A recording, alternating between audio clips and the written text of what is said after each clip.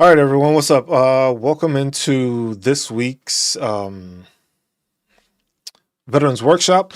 We've been putting out a lot of feelers, a lot of information out, just to try to get people, aware, more educated on a bunch of this disability stuff, I guess you could say. There's a lot of questions, there's a lot of things that people don't understand, people don't know.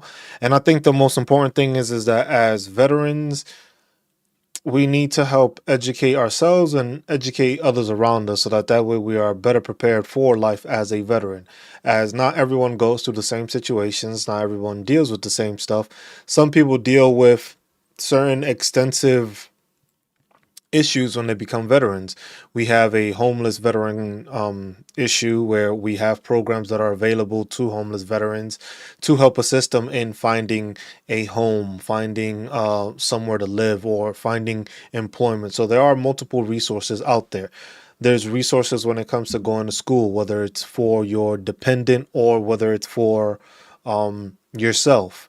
There's different programs, and then also keep in mind that all these different states, each state has its own benefits. Some more than others, some don't have as much, some are severely outdated. In the case of just like certain states, with the breakdown I've done and I've researched, there's a lot of states that have that stuff. Discerning Dash, what is up? But there's a lot of states that have these issues where it's not being provided and the information isn't out there, even though it's out there. So to like kind of elaborate on that, it's just like all this information is made available and it's public information. There's nothing that's hidden from veterans. There's nothing that's taken away from veterans. Tech Nuggies, what's up? But that's something that I think needs to be explained more. A lot of people don't understand that all this information is available to you.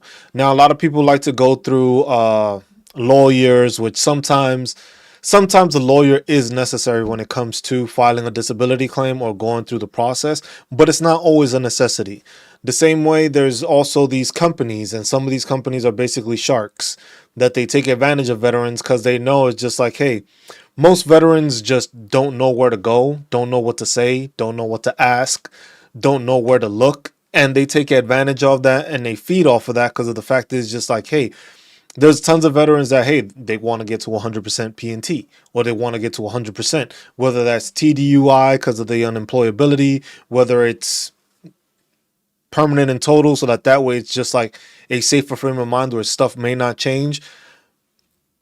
But all that information is out there for people to actually view and see and research it on their own. But a lot of the times people go to these entities where they don't get this information. The entities know what they're doing because they've been doing it for many other veterans. So they have a well of knowledge. They have the knowledge. The problem is that they're scamming and they're putting veterans into contracts or something like that, where it's like, hey, if you're at 10%, let's say, and they get you to 100%, they may want to make it that you are giving up 10% of that 90% increase, which adds up to a good amount of money if you're doing this for the foreseeable future. Some, they have it that is just like for the rest of your life, you're paying a certain percentage, and some are not. So going through the med board process now, I don't think I'll get TRICARE for life. Is Champ VA that bad, and can Champ VA be used overseas? All right, hold on. So let me get, so TRICARE, if you get, so to get Champ VA, you have to be 100% PNT. So that's one of the requirements for Champ VA. Hold on, I'll highlight this question so that way. So this is the question. The question is going through the med board process. Now, I don't think I'll get TRICARE for life. Is Champ VA that bad, and can Champ VA be used overseas? So in order to get Champ VA, you have to make sure that you are 100% PNT. So in order to do that, you have to be 100% PNT in order to receive Champ VA. So that's something that if you're not 100% PNT, you don't get to use Champ VA. If you're getting medically retired or med boarded, different scenario where you still can claim disability claims on top of that. Now, if you get to 100% PNT through there, then you can use it. Champ VA is great as a secondary insurance. So let's say you have primary insurance, like in the case of me and my family.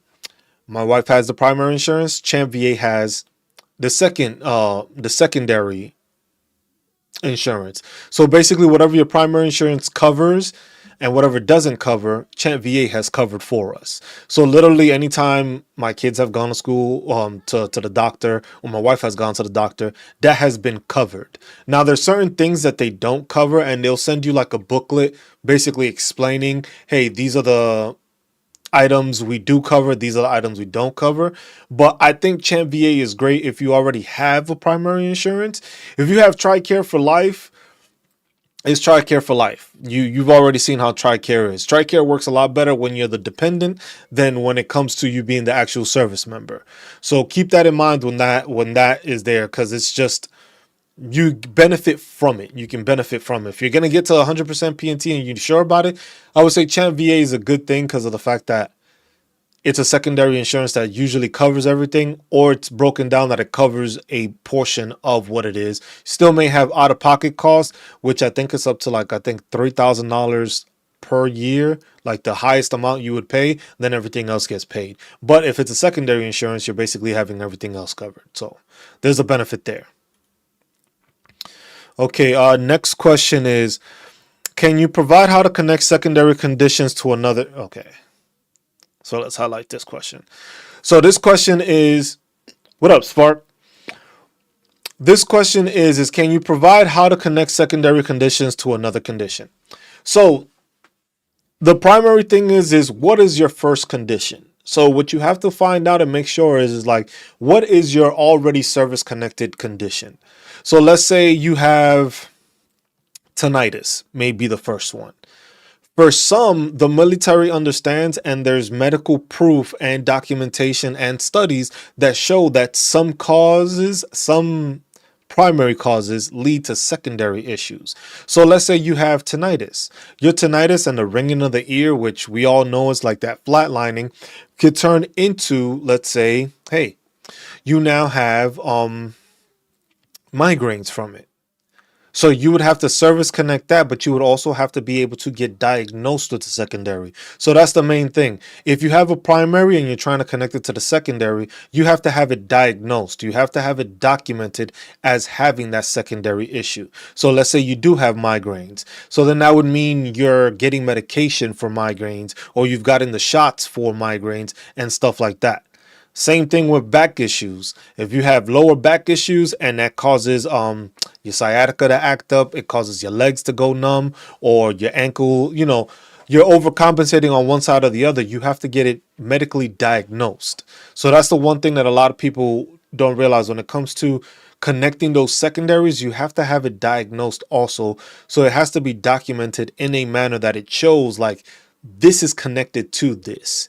And then from there, you usually need a nexus letter, which is a letter provided from that medical provider, which is usually from an outside entity that's diagnosing you with that. And they are saying that, hey, his tinnitus is connected to, or his migraines is connected due to his tinnitus that he is dealing with.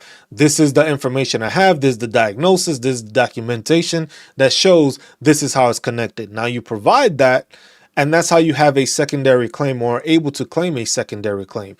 Same way with anything that you deal with: back, hip, knees, ankles, anything that may have you overcompensating. Like let's say you messed up your left side. Now you have to compensate with your right side because your left side isn't the same. You have to have that medical diagnosis and that medical information showing that your right side is overcompensating. So if that means you got imagery and now you have like a tear in your hip, or you have inflammation in your hip, stuff like that, that's what needs to be shown in order for you to provide that to the VA when you submit it as a secondary claim. Because if you're just trying to submit a claim just to say, hey, I'm just hurt on this ankle or this thing and something like that, and you're just trying to say, oh, now this is bothering, the VA doesn't really acknowledge that. They want to go off of, hey, you have to have documentation to show it. The biggest thing with dealing with veterans and their claims is, hey, y'all need to make sure that y'all are showing the connection. Y'all need to make sure that y'all are showing that there is a diagnosis. You have to have documentation. Sometimes, hey, even if you have your medical records, you can apply and get your medical records. If you have something in the system that showed you had this issue prior, that's something you can also use as information to help clarify, like, hey, I've been dealing with this since 5, 6 years ago. Now it's gotten worse. So now you can show, hey, this happened in service. So that way it gets service connected so that they show it's just like, oh, it happened in service. Then you transfer it over and add it on there. It's just like, yeah, 5, 6 years later, I'm in pain more or it's gotten worse. And you add that to it. And that's how you have it. But in cases like that, you have to make sure that those secondary conditions also are connected. Because the thing is you can't just connect one thing to another. Certain things are known to be connected to each other. Like if you deal with PTSD, that leads to insomnia. Sometimes that leads to migraines. Your PTSD alone, that's a pretty high rating, depending on how severe it is. But then it's also how you document it and how you explain it when it comes to those compensation and pension exams. Those are the key highlights where people they fail to realize when it comes to those compensation and pension exams where that information is. So I have nerve damage in my arm and shoulder, getting ready for that. I need to like my headache, migraine, or maybe your PSD. So if you have nerve damage in your arm and shoulder, you got to remember. So look, this is one thing I want to show you because I'm not sure if you're aware of it. This is the Code of Federal Regulations.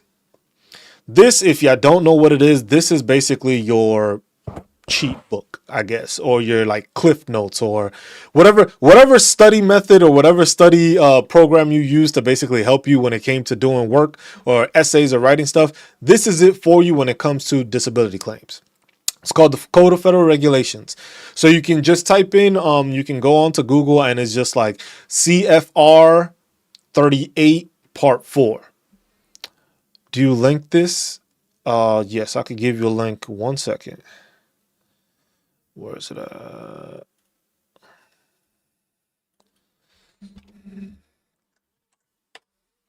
There you go. So that right there is what you need to use. This is basically what's going to show you the information.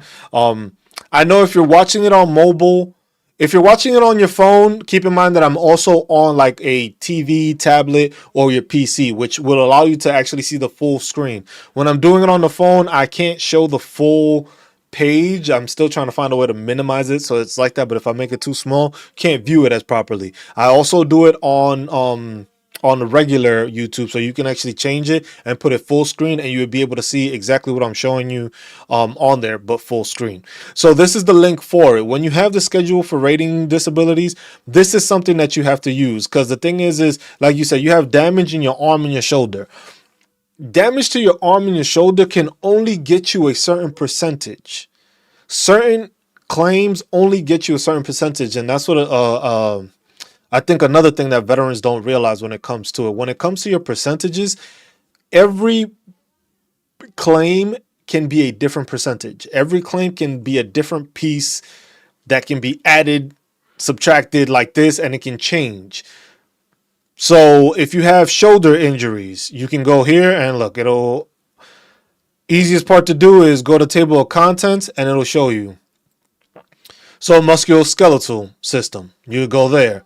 Functional loss, so the disability of musculoskeletal system is primarily the inability due to damage or infection in parts of the system to perform the normal working movements of the body with normal excursion, strength, speed, coordination, and endurance. So it basically gives you a breakdown of what the functional loss is. Now, and it breaks it down: joints to bones, osteomyelitis, injuries, and as you keep on scrolling through, it'll basically tell you all the different stuff. So like with the pelvic bone, the variability of residuals following these fractures necessitates rating on specific residuals. Faulty posture, limitation of motion, muscle injury, painful. So it'll explain that. And this is something for like your shoulder. So since like you just said, you have shoulder injury, this basically shows what they're going to test for you when you go for a shoulder injury. So basically they're going to ask you to, hey, put your arm out. How much can you move your arm? So from your arm being straight down, What are we learning? We are learning veteran disability. Scare me. That's what we're learning today. So basically, it's going to explain to you like, hey, this is what your shoulder is. You're going to have your shoulder straight down, and they're going to ask you to rotate it upward. Like in the motion that it shows right here, it shows you to go from straight all the way up. Depending on the amount you can flex it, the amount you can move it, that criteria measures your rating. So depending on how bad it is, that's where you get the rating. Same thing. So it has the shoulder abduction. It'll from side up, up down. Hey, no problem. Scare me. I'm sorry to hear that about your grandpa. But that's why there's stuff like when it comes to that. That's the good thing about having these the PACT Act, which is covering those veterans that have dealt with Agent Orange and stuff like that. Scare me. If I were you, I would try to see if you can go talk to a veteran service officer, American Legion, or a veteran foreign wars, a VFW post, and see if you can ask about what can be done for your if you have like your grandpa probably had kids. If you're a grandpa, he had your parents basically may be entitled to some compensation. It's possible. I'm not going to say it is, but in certain criteria, because of the person passing, because of a certain thing that should have been claimed or something like that, you can try to see if there are benefits that you can receive for that, or your parents will receive benefits. So that's something you have to look into also. But like I said, this is what it goes to, and this is what they measure. How high up your shoulder goes, how down it goes. I need to like, and then you put for your headache and migraine, or maybe your PTSD. So if you have headaches and migraines, that means you would have that information. I'm the only. He said I'm the only outcast. Hey man, it's good to play music. It's very soothing and it's a very good thing. Don't ever let anybody tell you wrong. I used to play music too, but yeah, that's something you got to look into because the thing is just because of the PACT Act, some might be retroactive to the fact, some may not, depending on it is. But it has to be shown that he passed away from Agent Orange. If that's the case, there may be a way of filing that. I haven't gotten too in depth and know yet exactly, but it is a possibility to do that. So just look into it. Go and ask some questions on that because that I'm not too well versed in, but you can definitely ask because if it's your grandpa and they passed away from that, meaning they were in Vietnam and they dealt with that stuff, that means that they should have probably been able to file for compensation or for a disability rating or disability claim through the PACT Act. And if you pass because of that, there may be some indemnity or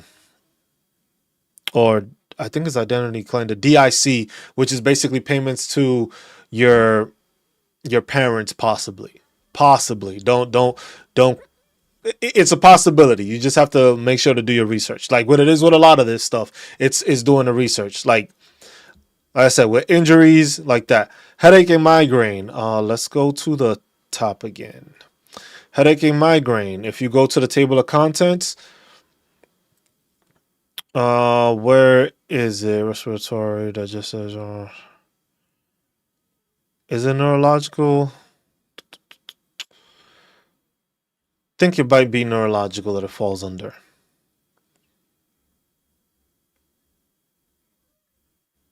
But there is a section for migraines. I should be able to search it. Search for migraines. 3 matching results. Schedule written. It is under neurological. I was right. Let's see. And it'll break it down because then the thing is what people don't understand is when it comes to the Code of Federal Regulations, it gives you a breakdown of all these items. So here it goes. So for migraines, this is basically your rating. The most you can get out of migraines is 50%. So like I said, that's the part that a lot of veterans don't understand. A lot of veterans think that, hey, I'm dealing with this, I'm dealing with that, and they think that they're automatically just going to get 100% off of that. That's not how it works. Each item, each criteria will differ depending on what it is and what it is you're claiming. So if you're claiming migraines, these are the things. They could go from 0% to 50%. So if you get less frequent migraines, you might just get service connected and get 0. If you got characteristics prostrating attacks averaging 1 in 2 months over the last several months, that's 10%. So basically, if you got in like one every couple of months, 10%. With characteristics prostrating attacks occurring on an average once a month over the last several months, that's at 30%. So if you're getting one migraine a month, 30%. Now, with 50% with frequent, completely prostrating and prolonged attacks, productive of severe economic inaptability. I hate these long words. Sometimes I can't even say them. But in that case, is basically you are saying, hey, you are getting migraines more frequently. So if you are already on migraine medication and it was given to you through the military, that's already a sign, because that's what happened with me with my migraines. The guy asked me like, how often I get them. I was just like, I get them multiple times a month. Get them multiple times a month, and multiple times throughout the month, I have to like lay down, and I'm rendered useless. I can't do nothing. I'm just like out of it. I was just like, ended up getting so I got these blue light glasses and all that stuff. Like I got 2 pairs of glasses and they all blue light. So you have to do that. You have to get these glasses because you work in front of a computer. Me to stream and do this stuff, have to be in front of a computer. So I try to resort to it as much as possible to have this, but then I also have the medication. If you have the medication in your file and you were taking it in the military, that's already a sign. Because the guy, when he asked me how many times you get it and stuff like that, and then he was just like, oh, what medication were you taking? I was just like, oh, I was taking this medication, but it wasn't really helping. So I started taking over-the-counter stuff, like it was like Excedrin migraine, like extra strength. And he was just like, it was just like, I can't remember. He's like, oh, no, don't. I got it. Because he looked it up and he looked it in my medical record, and it showed that I had the prescription for, I think it was I can't say it. Something with an R, Ritzopersan or something like that. And I had that in the thing, and he was just like, because it was just like, it was supposed to be like a preventative thing, or at least that's what I was told when I first got them. He was like, no, this is basically for full-blown migraines. This is to try to like lessen it before, like once you start getting it, to try to avoid it from getting into it. But it's just like, that's why I said it was just like, sometimes it works, sometimes it doesn't. And he saw it in the system, saw that I had been prescribed it through the military, got it, and that gave me the 50%, because I have them multiple times a month. I have them multiple times where I can't do anything. So that gave me that 50%. Now, what a lot of people fail to mention is that when it comes to that, you don't always get the 50%. And it's more when you go to those compensation and pension exams, it's what you state, is what you mention, is how you elaborate on what's going on with you. That's what gets you that 50%. Because basically, if you go in there and be like, yeah, I get migraines, or I get them like every now and then, but you have to be more specific. You have to clarify where it is, how many times, what it does to you, or just like, are you able to function? Are you not able to function? Like, those are the important things that need to be stated when it comes to elaborating on your compensation and pension exam, because this breaks it down for you, and it just basically tells you it's diagnostic code 8100 migraines, and it tells you what it is, and these are the 3. So now let's say how you stated, you were talking about PTSD. So if we go back, hold on, I gotta go. So going back, we go to PTSD. So this is mental disorders. So now when you go to mental disorders, it gives you a breakdown on diagnosis and the mental disorders. So this is basically, like I said, this is like a cheat sheet for veterans to get information from. Also, hey, remember to like and subscribe the live so we can get this information out to more veterans out there. Just make sure to like the live, push it out to any veteran friends you know, push it out so that we can get more information out there. And like I said, if you have any questions, just ask. Don't hesitate to ask. There's no such thing as a wrong question while you're a veteran, because most of the time this information was never given to you. So if you have no idea what it is, never heard of it, make sure you are putting whatever statements you have, whatever questions you have, throw them into chat. You may have a question that may help another veteran also, and keep that in mind. But please make sure to like, make sure to subscribe, and hey, if you want to become a member of the channel, go ahead and do so. Not needed, not a requirement. It's just, it does take time to do these videos and stream. But this isn't gonna be something that I'm gonna try to ask for like 15% of your disability increase or something like that for the rest of your career. Would be nice, yes, but that's what you call a scam, and that's not required, because all this information right here is just literally on there. I'll link it again. You can check the Code of Federal Regulations and just go through there, find that information and see it, and you can use that to your advantage to basically take care of your stuff. Oh, hold on. What was that question? I just seen a question. How about getting a discharge upgrade? So when it comes to a discharge upgrade, there is I forget what the site is, but you have to go, and it goes, you can go through the va.gov and you can search discharge upgrade, and it goes through there. You're going to have to file paperwork and stuff like that. So hold on. I'll get to you, Brooke. So you're going to have to file. What you want to start doing is, Capone, is you want to start putting together character, statements. Find people that were in the military with you, that were serving, that are willing to write a character statement. People that served with you is your best thing to write character statements to say that, hey, this person was this is and that, to speak highly of you and in a good fashion of what you did and stuff like that, to try to upgrade it. So that's what you need to do in order to upgrade it. Because whatever it is, I don't know why you got discharged or whatever the case may be. Everybody's different. It happens, but you have to make sure that those people around you that served with you can corroborate, saying that, yes, this person is a good person. They did this, they did that. While we were there, they helped and assisted this person with this, or they took care of that, whatever the case may be, because that would allow you to give that information to show like, oh, maybe it was just a mistake and this person deserves to get an upgrade. And that's how you would get your upgrade from there. So if you ask for PTSD benefits, do you lose your 2A rights? That is one that it's okay. So hold on, I'll highlight this one. No problem, Capone. So this is the question here. Did it pop it up, or did I pop up the wrong one? Hold on. Okay, so this is the question. So if you ask for PTSD benefits, do they take away your Second Amendment rights?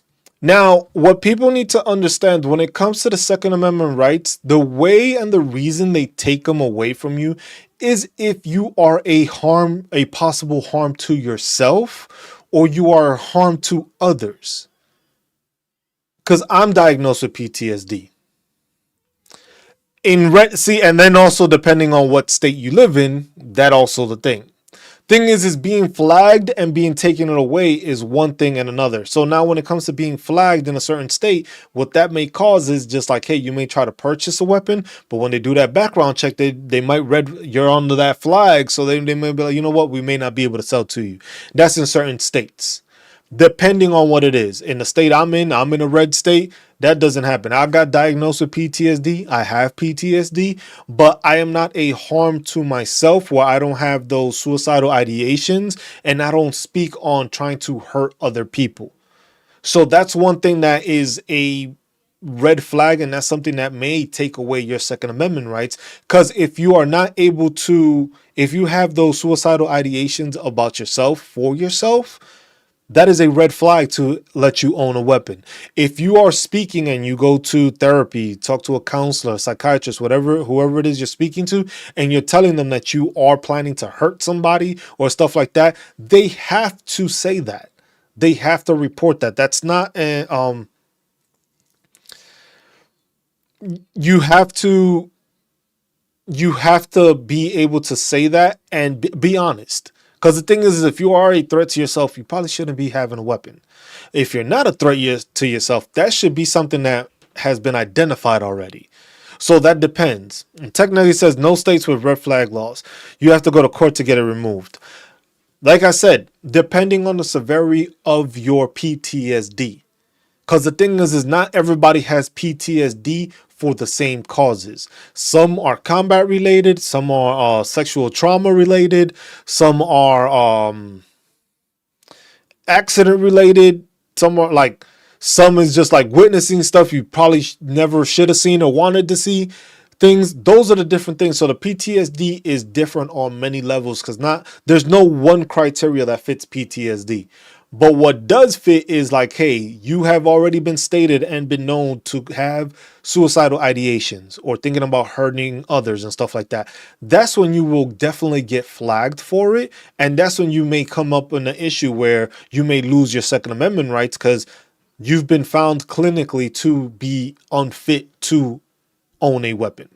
So that's the cases when it comes to that.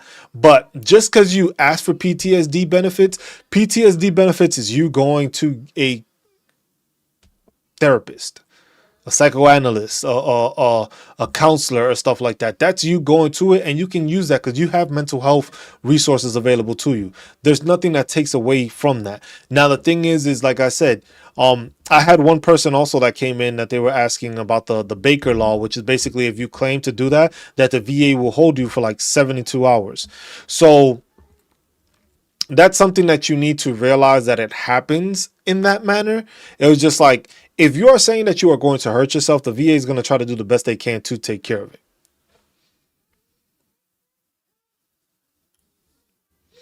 Okay, well, let's see what the rest of the flag here. No states reflects how to format an argument for HR for an increased rating. Can't find any examples. I can use help to format my claim. So what? Higher level review for an increased rating. So the argument is Timothy, depending on what is it that you are trying to have increased, what is it that you're fighting for? Because the thing is formatting the claim doesn't really do, like, you can format it, but the thing is what are you providing to show for it?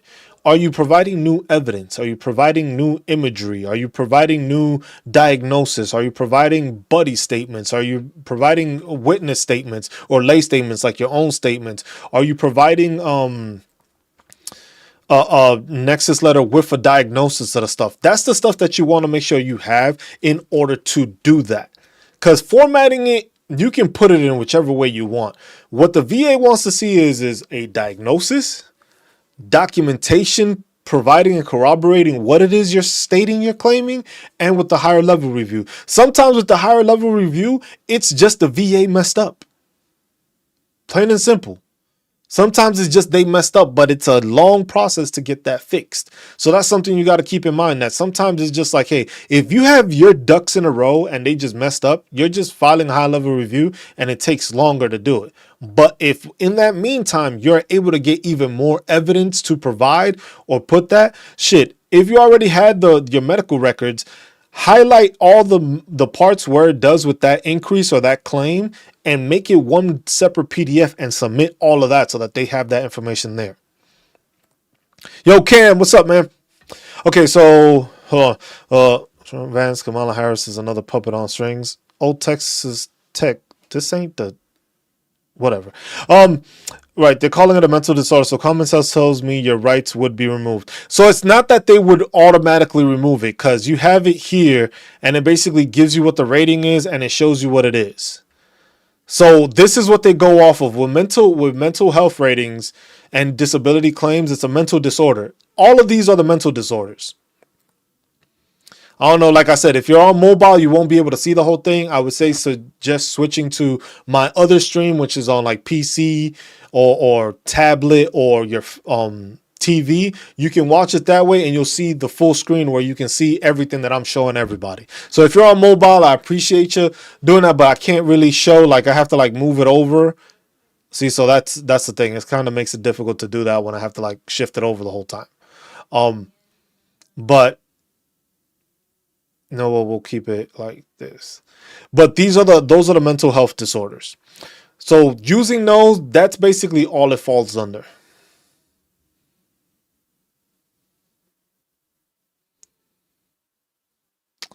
Tech nuggies, that depends on the state. Because the thing is if you're an open carry state or a carry and conceal state, they like to ask that stuff. But then, like I said, if you show issues of speaking about hurting others, that's the concern. Because the thing is you may have an episode at the VA. And if you have a weapon and you have an episode at the VA, that's going to be a bad day at the VA. So it's also a safety thing. Keep that in mind. 7 different DX foot issues, chances of getting SMNC for loss of use. Pelaya. So you have 7 different issues on the thing. You have to fit the criteria for the loss of use.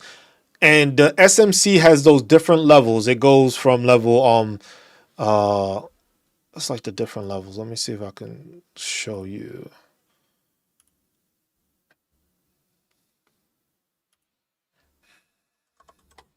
SMC, special monthly compensation rates, and it gives you a breakdown here of what each one of those is. So basically it shows you and it highlights to you. One second. It shows it to you and it highlights to you what it is. These are the compensation rates, but then it tells you what it is that causes them. So for L, I was like, you may receive like your foot has been amputated, you've lost the use of both feet, or you lost the use of one hand and one foot. Like, so that's the thing, is just like for the SMC, you have to find which one fits you.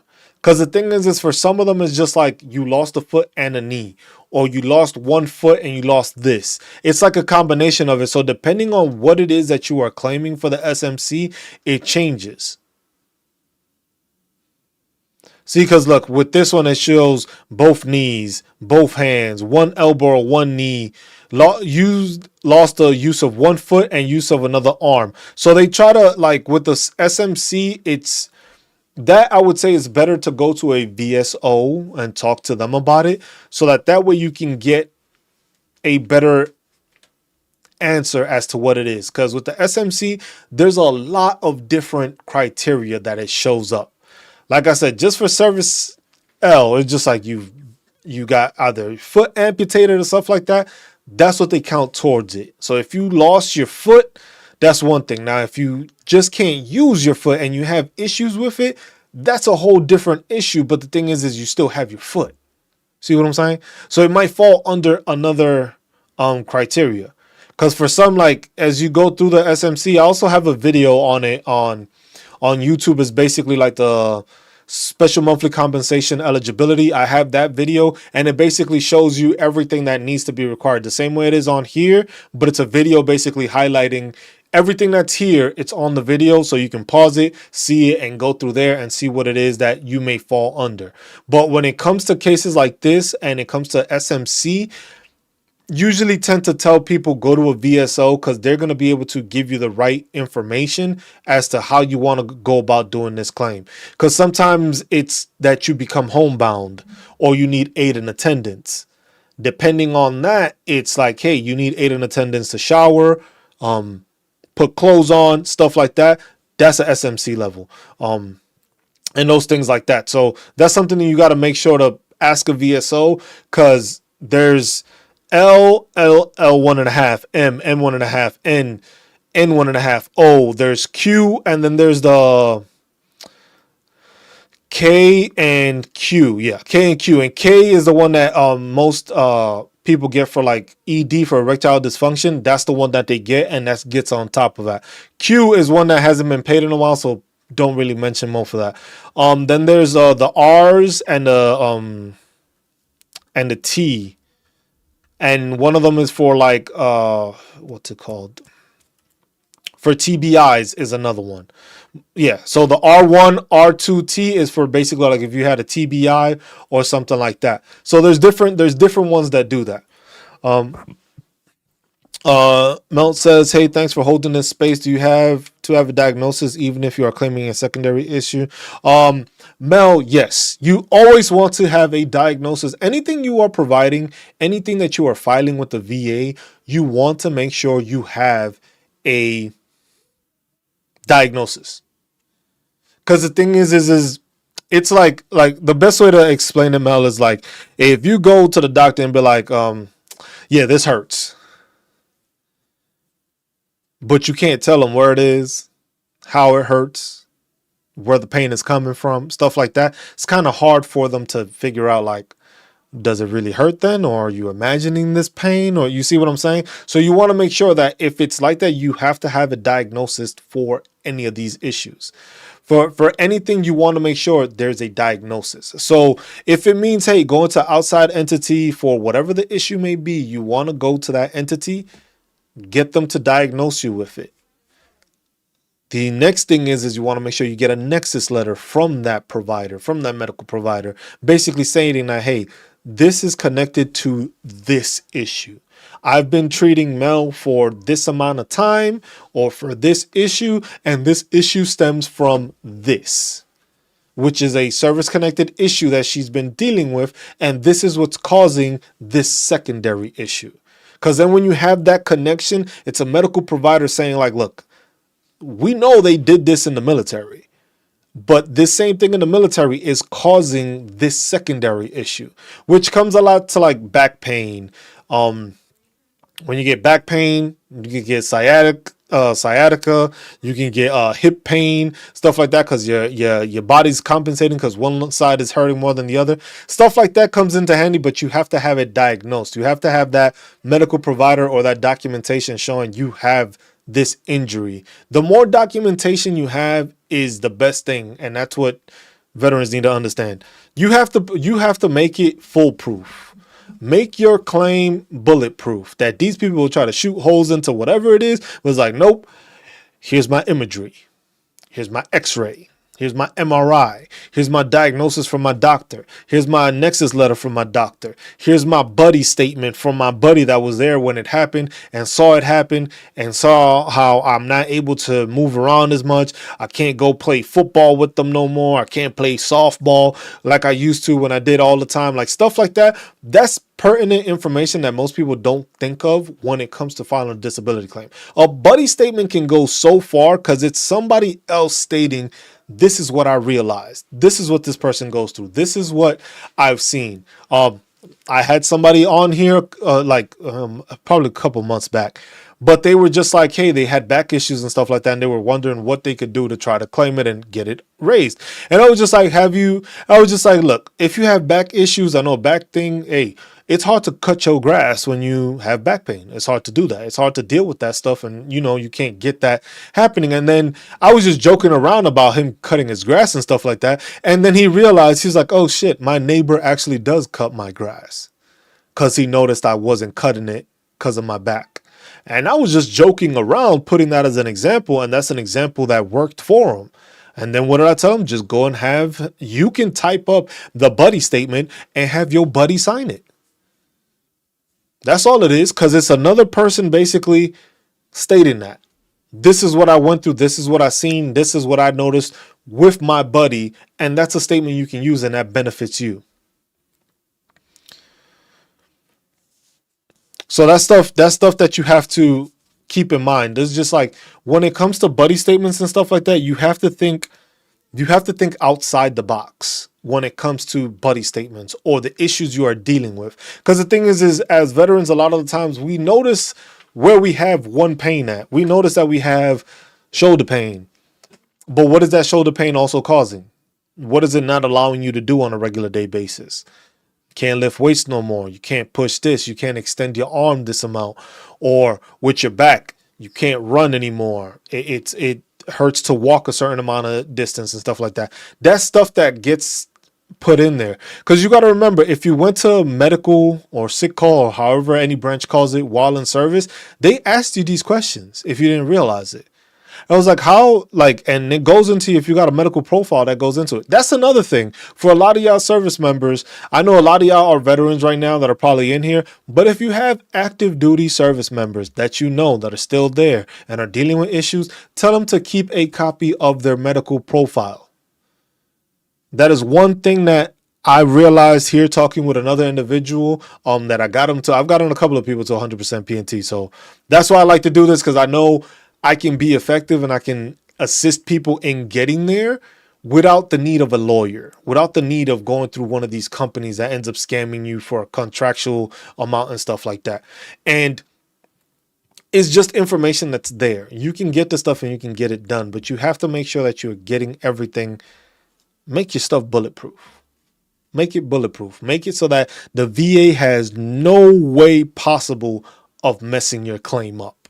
Because the thing is like, even if you submit, you got to realize people still get denied even though they have everything in their thing. The best thing is don't refile. Appeal. If you know your stuff is in there, you know your documentation, your x-rays, all that stuff is in there, appeal. Fight for the claim. Keep fighting for it. Don't refile, because if you refile, your time starts over. If you keep that same appeal and you appeal it, higher level review or whatever the case, however you want to go about it, the different review processes, keep that same date and process it that way. Because that way you get that back pay from that date and not whenever you just resubmitted. So that's another thing a lot of people don't pay attention to. Like I said, y'all, make sure to like, subscribe, pass it on to different people. Get this information out there. These videos are also always recorded on my channel. So I have a bunch of different topics. Some I have as specific topics, whether it comes to like property tax exemptions or doing VA math or whatever the case may be. All of that is in videos, and I do these lives every Sunday, and it's basically, hey, ask questions. Don't hesitate to ask questions. If you're in here, you got a question of any sort, ask. Just ask.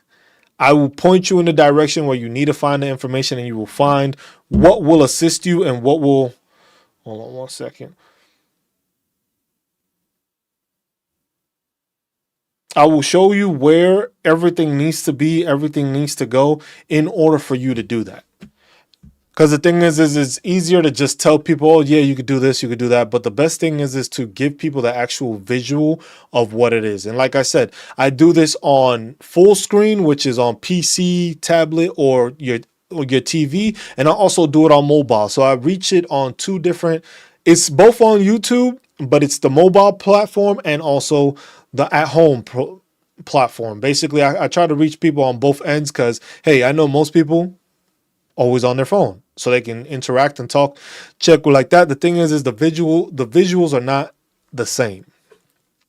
But yeah, I could go back into the PTSD or mental health issues. And this is the breakdown of it. As you can see with some of them, it says removed. So this is something that has been there. Remember, they have been talking about making changes to mental health disorders, sleep apnea, and tinnitus and all that. That it has a date of April of 2025. Final action date does not mean that it's going to go into effect in April of 2025. That means the VA is giving themselves till April of 2025 to have something happened. Whether it gets extended time because they don't have stuff, is basically like a, hey, we need to know what's going on by this date. So on April 2025, around that time frame, the VA will probably announce it again. It's like, hey, we've decided to extend the time to actually make these changes to whatever date, or hey, we've come up with this and this is what's going to happen. But they will announce when an effective date is. I'll also make sure to announce that here on the channel. Probably just make a separate video or a short, just basically explaining that and letting y'all know like, hey, this is the day. But those changes are possible in April of 2025. So back to this, is that's why you see some say removed. And what happens is that they had something that fell under that criteria, and that was diagnostic code for it. Sometimes it gets removed because they might tie it into or combine it with another one of the diagnostic codes. But these are all the different ones they have. So they have OCD, obsessive compulsive disorder.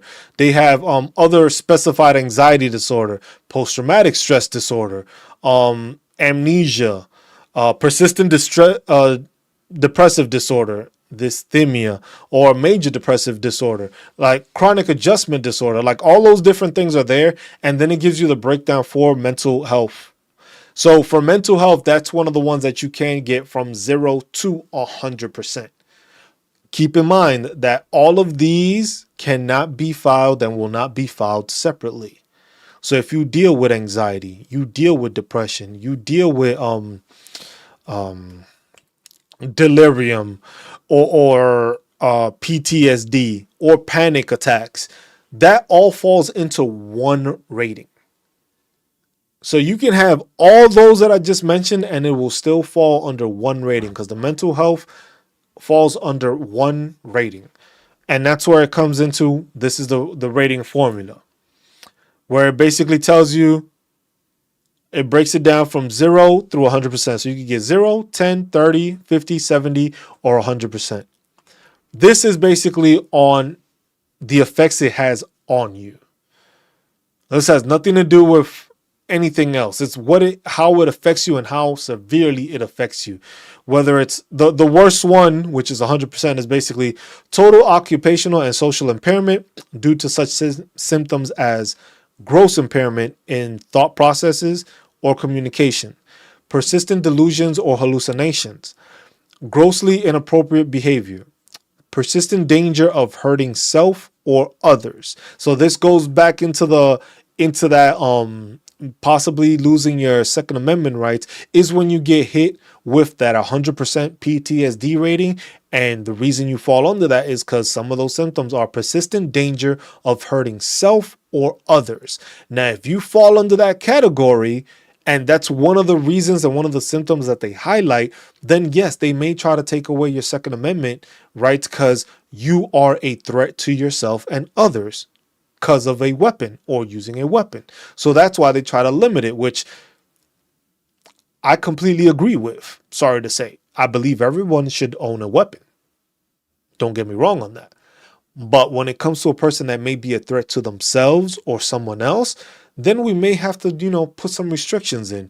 Because, hey, if you are in the thought process of possibly hurting yourself or others, you shouldn't have a weapon because you may run into one of those episodes. And like I said, when people go into the VA, they ask those questions. Why? Because if you are a threat to harm yourself and others and you're in a VA facility, you may be a threat to those that are actually trying to get care.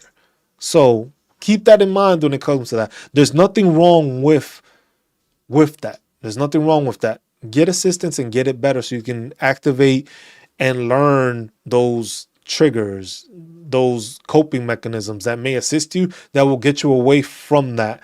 But then that's still a clinical explanation and clinical diagnosis that is required with that. Intermittent ability to perform activities of daily living, including maintenance of minimal personal hygiene. So this is like, hey, if you ain't showering, stuff like that. Keep in mind that a lot of the times I've noticed when people go to the CMP exams for mental disorders, they try to see if you're well shaven and stuff like that. And they try to use that. And I think that's something that's probably incorrect. Because the thing is, look, I was in the military for 10 years and I got up and I shaved every day. I got a haircut every week. And it's just like, that sticks with you sometimes. So it's just like, it's kind of, sometimes you go through some rough spots where I was just like, man, I ain't shaving. You just want to let the beard go and it looks crazy. You show up like that, they might think that you have minimal personal hygiene. Like, look, this dude isn't trying to even clean himself up. His beard looks raggedy. He still got crumbs in it and stuff like that. Stuff like that, that's what they mean with minimal personal hygiene. If you come in there reeking like you haven't showered in a while, that's an issue too. Disorientation to time or place, memory loss for names of close relatives, own occupation, or own name. Memory loss, where you forget those things, those hallucinations, whether it be those nightmares, those sleeping nightmares, those sleeping chills, waking up in chills, waking up with the visions of what it is and stuff like that. That's stuff that, like I said, there's nothing wrong with explaining that and talking to somebody about that, because that's something that helps you at the long end and the back end, because it helps you try to find a diagnosis and it helps you try to find a coping mechanism to help you with that. So keep that in mind when it comes to those things.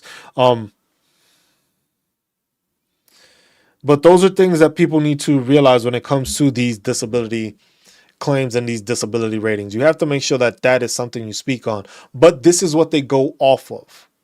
So you, like I said, you can have a long list of mental disorders. They're gonna go off of this, depending on what you fall under, off of what your statement is, what your story provides. Because remember, if you're gonna talk about it, when you go to do the CMP exam, it's kind of one of the worst times because you have to actually go through what it is you're dealing with.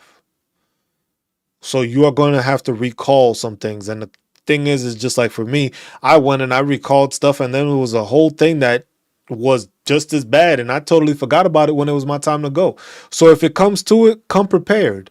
There was like, you know, they're going to ask you, write down the stuff that you know you want to mention. And these are the things that highlight and bother you the most. Make sure you do that. And that's with any other claims also. It's not just only the mental disorders that people deal with.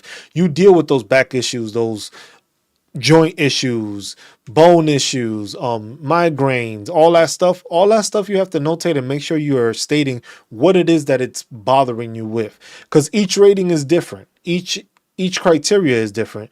You fall under different things off of that. But the CFR is something that shows you that. There's also another one that I was somebody came in last week and showed me, which is this one, which is the M-21, which basically gives you the information on all of these topics. And that this I'll start making videos on, because it basically highlights everything. So home and auto, fiduciary, I can never say, I always hate that word. Education services, what it is, e-benefits, compensation and pension, appeals and review, manual. See, like, look, the appeals and review, overview, resources, field oversight, quality assurance, control, HLR procedures. And this is the question that was asked for, where was it? Timothy asked this question. General information, definition, authority, who may conduct, overview, and this will also give you a breakdown for that. So like I said, there's tons of resources out there. This is the one that most people concern themselves with, which is the Code of Federal Regulations, because of the fact that this is the one that gives you all the information and tells you this is the percentage you can get or what you can't get. This rating only gives you this much. This rating only gives you this much. Oh, this rating gets you that much. Those different criteria is what adds up. And then it comes to the VA math, which I have a video on my page also basically explaining VA math. The most important thing as veterans also, once you have gotten a rating, you have to find out the exact percentage that you have as a rating. Just because you're at 80% doesn't mean you're at 80%. Let me clarify that. So a lot of people get to 80% and they think, oh, I got an 80% rating. So they just think, oh, if I get 20 more percent, I get to 100. Doesn't work that way. VA math is not a 1 + 1 = 2. It's a percentage of a percentage. In the video I explained it. It's basically you are a pizza pie, basically. You're a pizza pie, and as you go, each percentage takes away a percentage. So let's say you're at 100, you're at 0% because you're just filing your claim. You get a 50% claim, right? Let's say you got 50% for migraines. So what happens? 50% is now taken off from the whole pie. So now you're left with 50%. If you get another 50%, let's say for sleep apnea, now you are taking 50% of the remaining 50%. So that leaves you at 25%. So basically you have a 75 rating.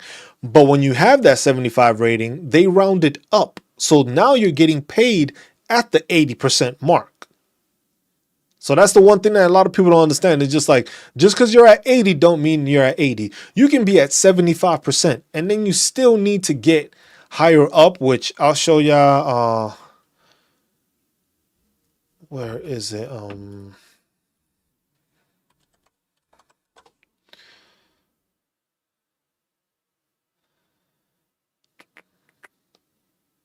And that's something you need to keep in mind. Where is it? because this will give you, you can actually, there is a calculator also on there, and it'll tell you what it is. But you need to find out, because this is basically, this is it right here. So basically it tells you what you need to get to. So if you are, let's say you were at that 75, right? You're at that 75 mark, you are here. In order to get, basically in order to get to 100% from 75, you would need another 80% to get to 95, which would push you to 100 because it rounds up. So you would need another 95%, another 80% to do that. And that's one thing that people don't understand, and don't they don't understand the VA math that well, because this basically shows it, and it's terrible. But it also shows it on the CFR, which explains it here. So here it gives you the rating, the tables from 19 all the way to 94. Discerning. The thing is, it's just like you have to put together what it is you have. What is it that you have? What is it that's causing more issues? Because a lot of the things is with veterans is like, once you've gotten out of service and it's been a while, a lot of the times veterans get their 100% P&T by putting secondary conditions, by connecting those secondary conditions. I was able to get my 100% P&T without the secondary conditions, but I had my medical record was about like 900 something plus pages. That was just the one thing. Then there was the other one. There was like two different documents. One was the medical record, and it showed all the physical therapy I went through, all the medication, steroid shots, imagery, x-rays, MRIs. I guess my daughter decided to just stop in here. Upstairs, please.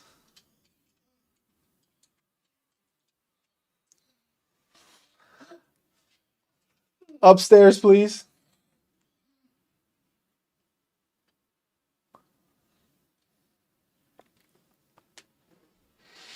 And then, yeah, I guess she had to make her little guest appearance. Tends to do that a whole bunch of the time. But like I said, look, if you're at 80%, are you at 80% or are you at like 75%? So that's what I'm saying. That's where it comes discerning. That's where it comes as difficult also, because the thing is you have to figure out what percentage it is you need to get to that 100%. Now, if you are at basically, is that a fly? Almost had it. If you're basically at 80%, you have to find out what exactly you are at. You have to find out what you're at. Because the thing is like, let's say if you're at 70%, 75%, to get to 95, you need another 80%.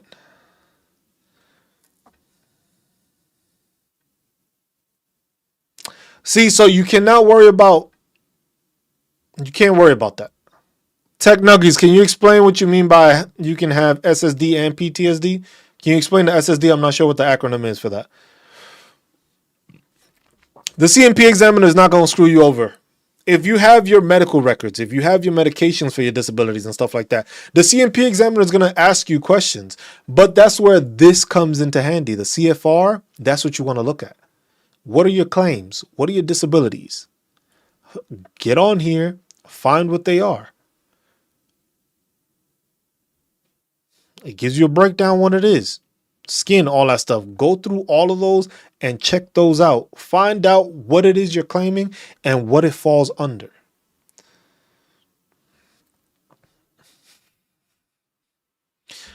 Paul, if you're a veteran, I hope you understand that a lot of your rights and your benefits would be taken away if he does go into office. But that's a somatic symptom disorder. I'm not sure what that one is. Let's see.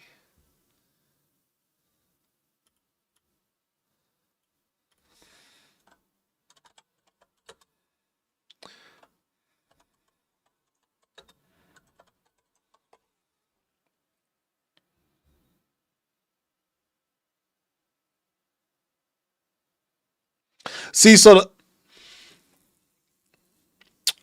The thing with the somatic symptom disorder is that that's one of the things that it's hard. So basically, disorder is diagnosed when a person has a significant focus on physical symptoms such as pain, weakness, or shortness of breath. Specific symptoms such as pain or shortness of breath, or more general symptoms such as fatigue or weakness. So the thing is that has to be diagnosed. So do you have it diagnosed is one thing. You have to make sure that's diagnosed. So one of those is that you have to have that diagnosed. Now, if it is diagnosed, that is already there. But the thing is you have to look at it in the manner that the VA, sorry to say, the VA don't care about the pain you're in. They don't. Because the way they see it is like, I don't know, all she was looking at my medical records, barely asked any questions. She did add me a claim for me.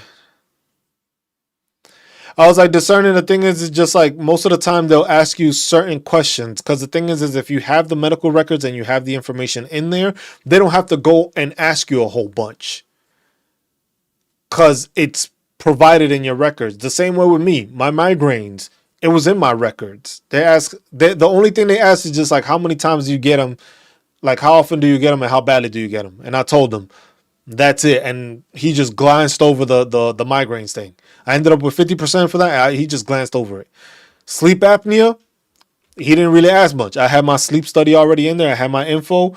And it was basically here's a CPAP machine. I have a CPAP machine. I was given a CPAP machine, had my sleep study done. Boom, 50%. They didn't ask much. So the better your records are, they're not going to ask you all that stuff because it's there.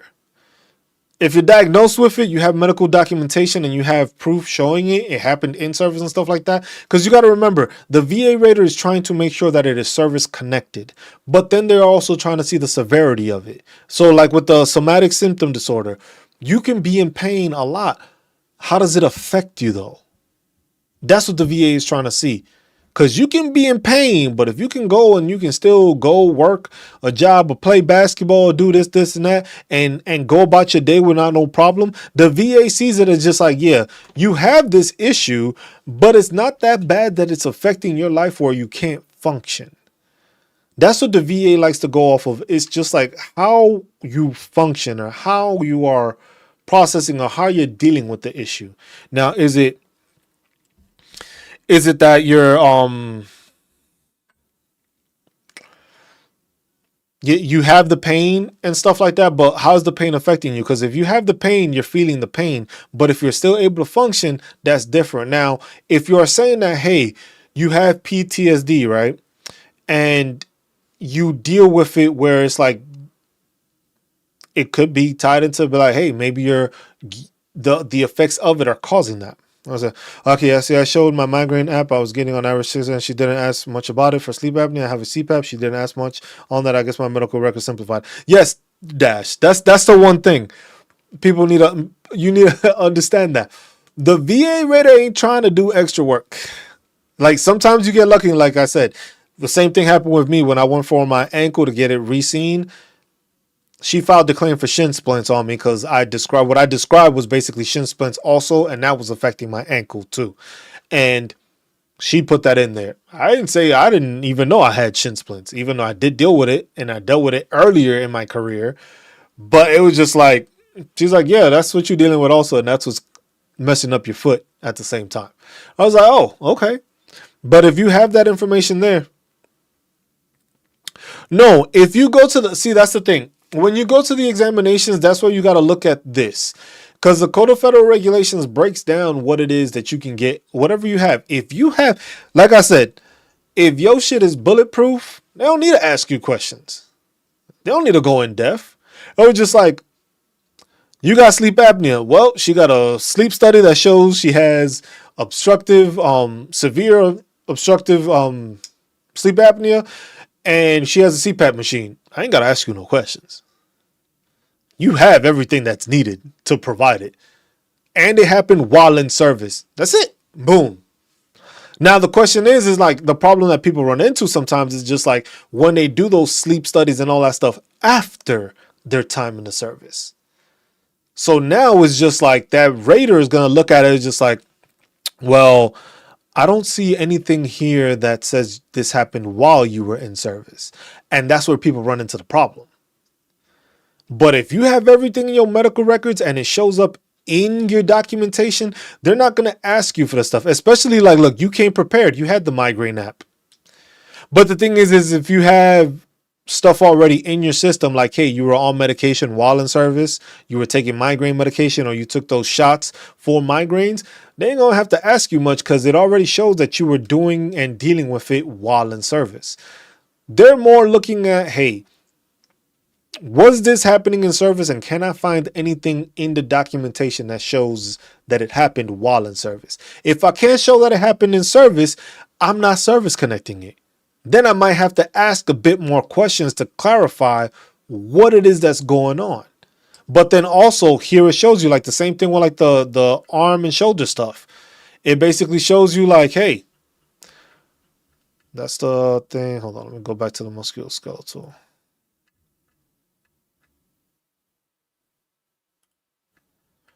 It goes back to this.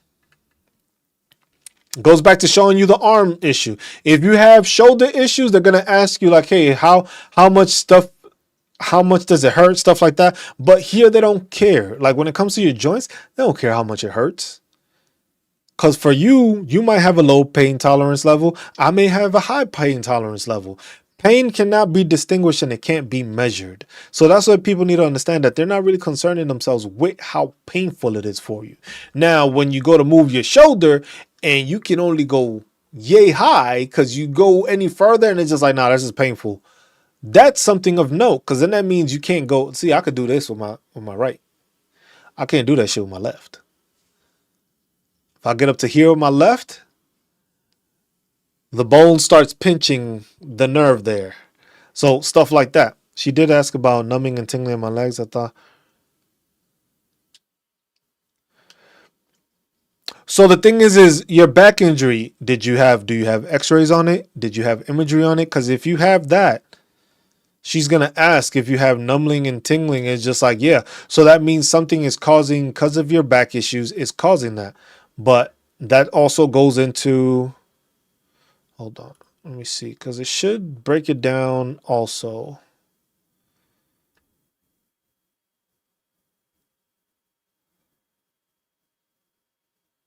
The joints. See, because it has principles of combined ratings for muscle injuries. So some get combined, some don't. Static foot deformities, arthritis due to strain. Painful motion. So this is what they refer to. So with any form of arthritis, painful motion is an important factor of the disability. The facial expression, wincing on pressure or manipulation, should be carefully noted and definitely related to affected joints. Muscle spasms will not greatly assist the identification, which I realize because I deal with muscle spasms in my back and I claim that, but there's no specific claim for muscle spasms. Because the thing is you're not, it doesn't happen all the time. A muscle spasm happens when it happens. It's not, your back is not twitching the whole time. So it's just like they go off of it. It's just like, yeah, but we can't assist it because unless you lucky enough that when they checking you, your shit starts like going, and then they, oh, okay, we can note this down. Then that's different. But it doesn't happen all the time. But I've been on muscle relaxers for a long ass time because of my back spasms and because of a bulging disc I had. So stuff like that. I told her I get the, hold on, where'd it go? I have x-ray shows I have issues with my I2 through I5. I told her I get the numbing tingling in my arms as well as because of my neck, and MRI shows arthritis. You good. You good. You good. You good. You have the documentation. You have the information, but you got to remember those claims will only get you a certain percentage. That's what you got to remember. When it comes to like shoulder, back, stuff like that, you're not going to get 100% off of it unless you end up like bedridden where you can't walk or something of that case. Then that's different. But if it's not, you're not going to get 100% off of it because if it's a joint, they go off of the joints. So they go off the bones, they go off the joints. Depending on what it is, that's what the rating goes through. And basically your ability to move. Because this is the same way they have it with this. Leg flexion and all that stuff, they have it for your back. If you're able to go and touch your toes, because they probably ask you to touch your toes. If you were able to touch your toes, they might see it as your shit ain't that bad. That's where people don't understand. It's just like, if you go get your back checked and you don't show any pain or make any weird grunts or noises when you're trying to go and reach your thing, they see it as like, yes, you claimed a back issue, but your back was not that bad to warrant a higher rating. And most of the time you have to check also when they send you that disability ratings list, they will give you that information and they will state like, hey, this is what we found. This is the reason why you did not get a higher rating. So that's one thing that explains it. And it explains it in that sheet like, hey, the reason you were not given this rating is because of this reason. You didn't meet the criteria because of this, and that. So it'll tell you why you didn't get the higher rating. That's what they want to see. That's what they need to see in order to justify and get that information. Because they got to see, like, hey, if you're bending over, whatever the case may be, shit. With mine, you can hear my back just clack, clack, clack. So it's like, you know, when you like cranking something to like crank it open and stuff like that. That's what my back sounded to like when I was going to like bend over and they heard the clack, clack, clack. I was like, that's enough. She just stopped me there. She's like, that's enough. And stuff like that happens. But that's notated and that's stuff that they write down. Like I said, not all CMP examiners are great. Some of them will go above and beyond and put the extra stuff in there. Some of them won't. I was like, people don't even know, like, hey, each one of your fingers is 10%. If you have arthritis in your hand, each one of these fingers is 10%. And then it tells you if you got a finger amputated or stuff like that. That's all the stuff. If you have any claims, like, and that's what I said, like, people get to like 80%. People get to the 80% mark and they get disheartened because it's just like, damn, I filed everything I could. You didn't file everything you could, because there's always stuff you can claim that you didn't realize you can claim. So discerning, when you did your claims, when did you do? Did you do them while you were getting out of service, or did you do it like after time in service? Like what was your time frame? Because the thing is it depends. It really depends. If you did the benefits and delivery at discharge program, which is the BDD program, which you did it between 180 days to 90 days when you were exiting the military, you will get your rating information like about a month or not even, like a couple of weeks after you officially ETS. You will have your ratings. If you did it like a year or two after, if you did it within the year, most of the stuff gets connected to it and you don't have to provide all the extra paperwork and stuff like that. After a year, that's when you need the nexus letters, more documentation and stuff like that. But it depends, because it really depends on your file case. Because if you go and you went and you showed everything, I'm sorry, it's not going. So you're going through a med board. Okay. Look into the, I don't know if you can do the BDD program while you're med boarding. I have to look into that. But you can try to see through the VA or ask your PA, the person putting you through the med board, if you can do that. Because the thing is it's not a medical retirement, so it's differently. But if you're getting med boarded, you should still get the VA rating also, which may lead you to be able to do the benefits at delivery by discharge program, but it might not because you're going through a med board. So it might be different because it's two different processes. Because through the med board is basically once they find the information, that's when you get out. Can't do BD. Okay, that's fine though. Even if you don't, you're getting med boarded. That's there. One thing to keep in mind, if you are getting separation pay or severance pay or whatever, don't spend that money. They do both at the same time. Okay, so yeah. So you should be good to go with that. Like I said, you have the information, you have that. You're being med boarded. In the cases of being med boarded, most of the times those people go through an easier time of getting their stuff evaluated because you got med boarded. out of the military. Chris Superchan, how much weight do personal statements carry in a PTSD claim? A good amount, Chris. A good amount. There's no such thing as losing because you put it. Make sure you put the statement. Make sure if you're putting a personal statement, find a buddy statement. Get a couple of your buddies. Find somebody, whether wife, spouse, significant other. Shit, even your kids can make a damn personal statement. Just basically stating like, look, this is what I deal with my dad. Comes home, he does this, he does that. Stuff like that. That's a bigger claim because then it's just like it. The more documentation and the more buddies you can provide and stuff like that, it shows the issues you are dealing with. And that's what the VA wants to see. They want to see the issues you're dealing with. Because the thing is anybody can write a personal statement. But the thing is if you specify what it is that happened, when it is that happened, stuff like that, sometimes when you do it, yeah, and that helps. That's a big thing because the thing is your wife is the one person that deals with it the most. So they know your ups, they know your downs and stuff like that. And you want to make sure that's getting put in there so that way you have another, it's like basically having another counselor or therapist saying like, hey, this is what I've seen him deal with. This is what I'll deal with him. This is how he used to be before this incident. This is what it used to be after the incident.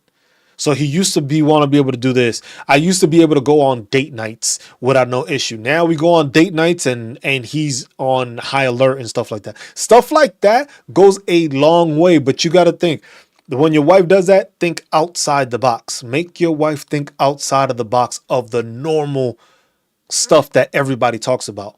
What is specific to you that she notices has changed because of the PTSD?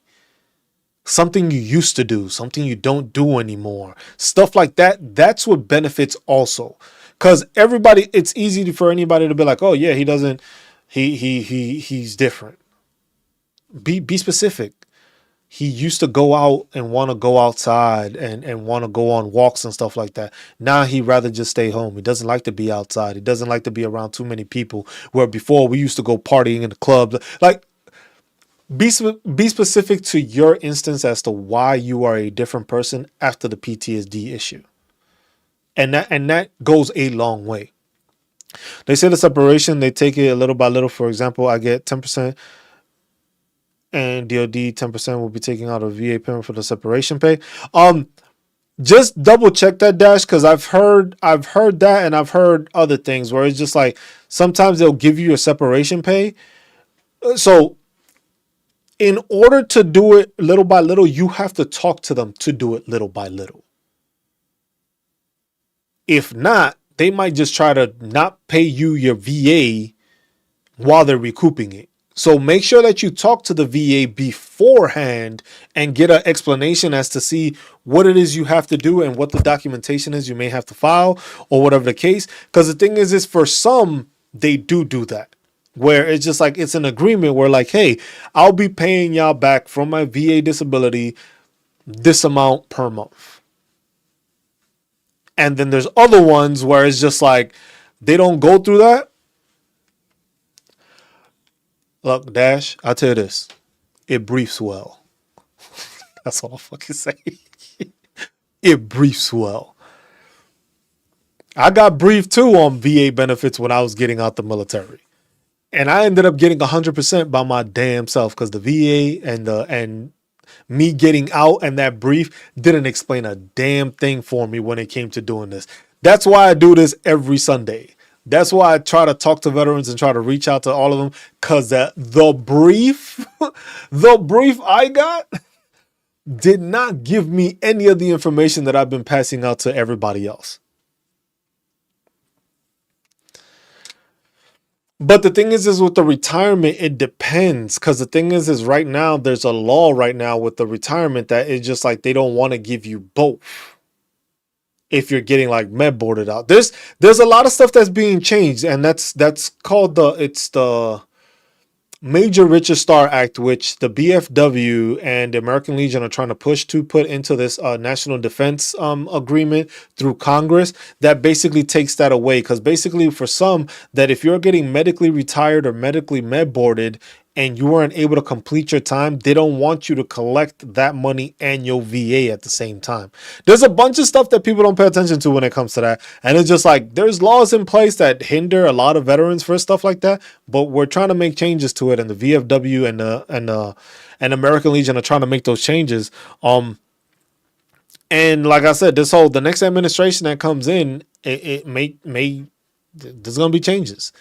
If it's a Republican administration, it's not going to be good for veterans. If it's a Democrat, it was just like, it may be better. I haven't seen anything of them taking away stuff, but I have seen stuff being a takeaway from the Republican side because they're trying to save money. Where on the Republican side, they basically want to remove secondary conditions. So they don't want to pay people. If you're claiming a secondary condition, they don't want to pay you for that. They want to pay you for what happened through the military in the VA and not anything that arises after that. So that's something in mind when it comes to like the voting this upcoming year. But it was just like, there's different stuff, and then it also depends on your state, because some states, if you get medically retired or you retire from the military, you don't pay any retirement tax on your income. So depending on what state, your retirement pay doesn't get taxed. Some states you get taxed, some you don't. Depending on where you go and where you live, that goes a long way, because it'll basically highlight where you're at, where you go to. So you can literally go to what is it, like the state of Florida, I think. Let me double check because I have it on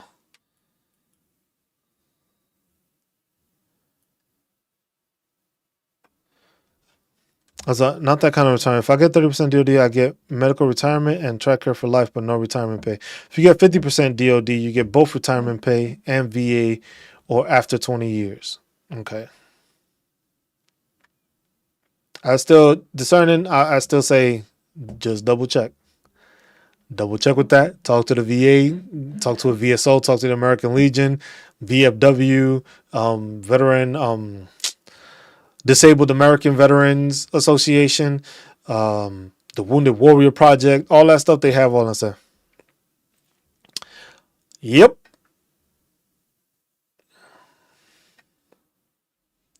Yep. Iowa, you have to be 100% permanent PNT. And if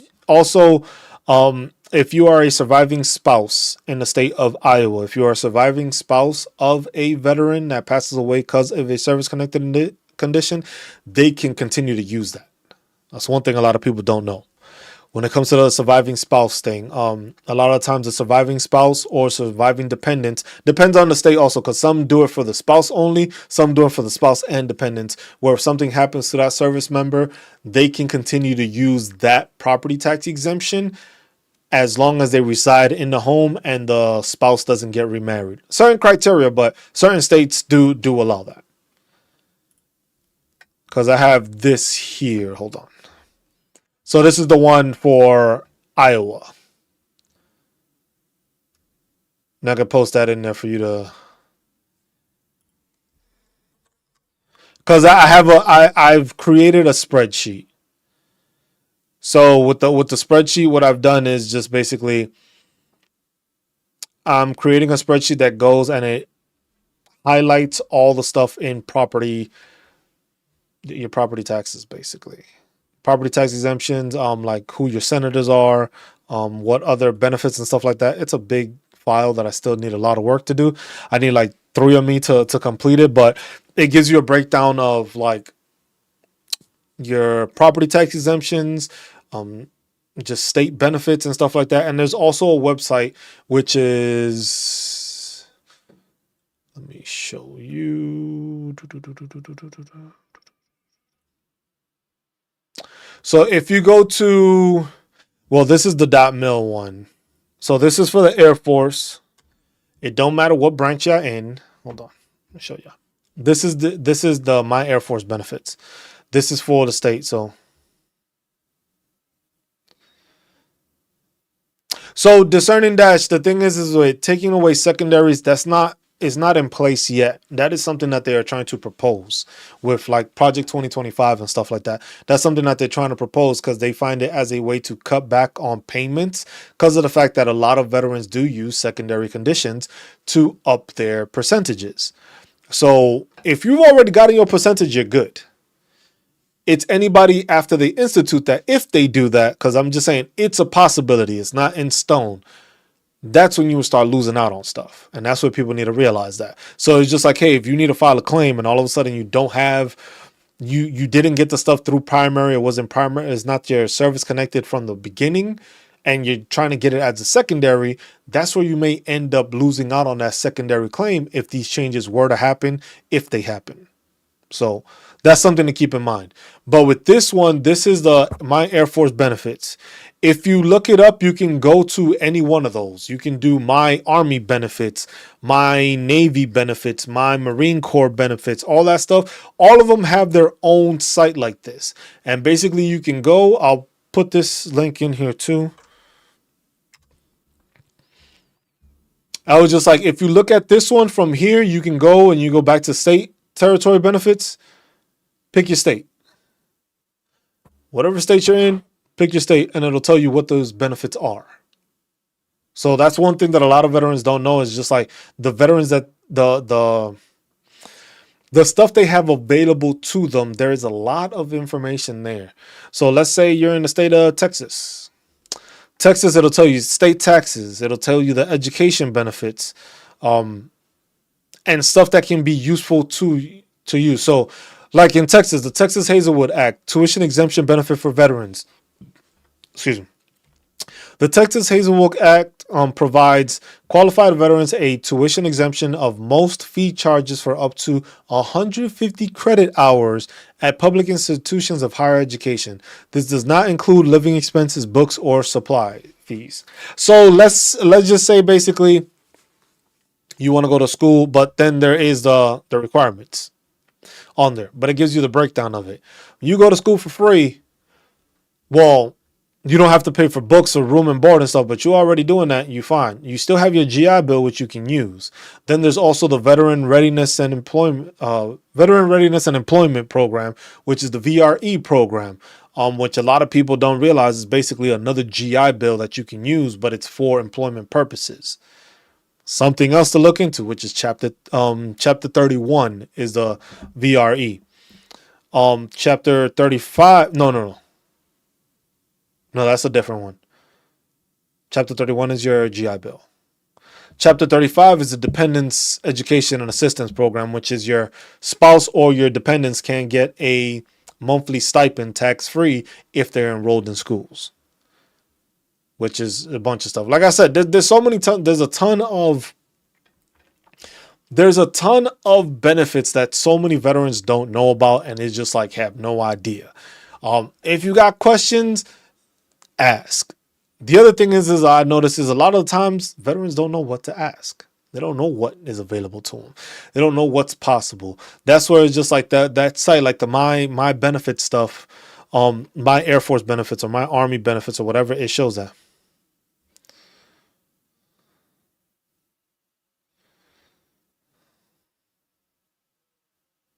You can claim ED while in. You can claim ED. Because you got to remember, if you're on medications a bunch of the time, they already know if you're on all those medications that ED is possibility as a side effect of the medication. Claim it. Don't hesitate. Claim anything. It don't matter what it is. Claim it. No matter what you're going to claim it. Veterans, claim it. No matter what it is. Claim it, but have documentation for it. For ED, there's no way of proving that. There's no way of proving ED. But the thing is if you are under a bunch of medication, that shit already adds it to it. Like, oh, well, he's taking this, he's taking that. Yeah, he's probably dealing with it. If you claim it, they're not going to check it. If you have the medication and stuff like that shows that can be an issue, they're going to place it on there. And that's what, I think it's like $132 extra or something like that that's added onto your claim. That's you claiming it.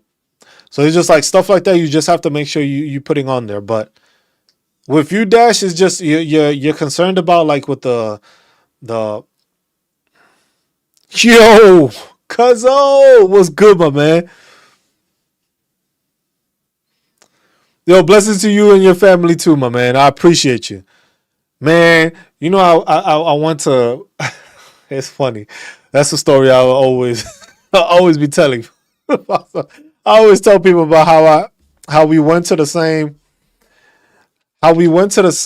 recruiter, started talking to the same recruiter, and didn't even realize we were cousins till our moms talked to each other. And they was just like, hey, you know, they joined the military. And he was talking about each other. And it was like, what? And then the next time we seen each other at the recruiter, we was just like, damn. We were cousins this whole time. Our damn recruiter was like, y'all mean to tell me y'all been cousins this whole time and y'all ain't even know y'all were cousins? And it was like, bro, I hadn't seen this man in like, the last time I had seen him was like maybe like 10, 12 years ago before that point. So I wasn't sure, but that shit was funny. Would Viagra prescription from VA be enough proof? What do you mean? So are you getting Viagra through the VA like after you claimed it? Or is it something you're getting because you've been going to the VA and they diagnosed you with it? Because if you're getting it prescribed, that alone is documentation. That's the documentation you need because it's a medical prescription that a medical provider gave you a medical prescription saying that you needed the pills. That's a claim. That's easy to claim that. Because the thing is you're being provided that, and it's just like you have the documentation. You're on the medication. That's what a lot of people don't understand. You have a lot of medication that goes on there. A lot of the claims that people can put into their claims are off of medication. If it's hard for you to continue to work or continue to do anything of the sort, because of the medication, like, hey, some medication for my muscle relaxers. I'm not supposed to operate machinery or anything like that. I shouldn't be driving a damn car because it gets me drowsy. That's something that takes a toll and affects you going forward. That's something that you have to, it was just like you have to make sure that's mentioned because that's part of your claim also. I was just like, most people forget the fact that they are on medication when they go to those CMP exams. And the other thing is if you're going to do the CMP exam, write everything down.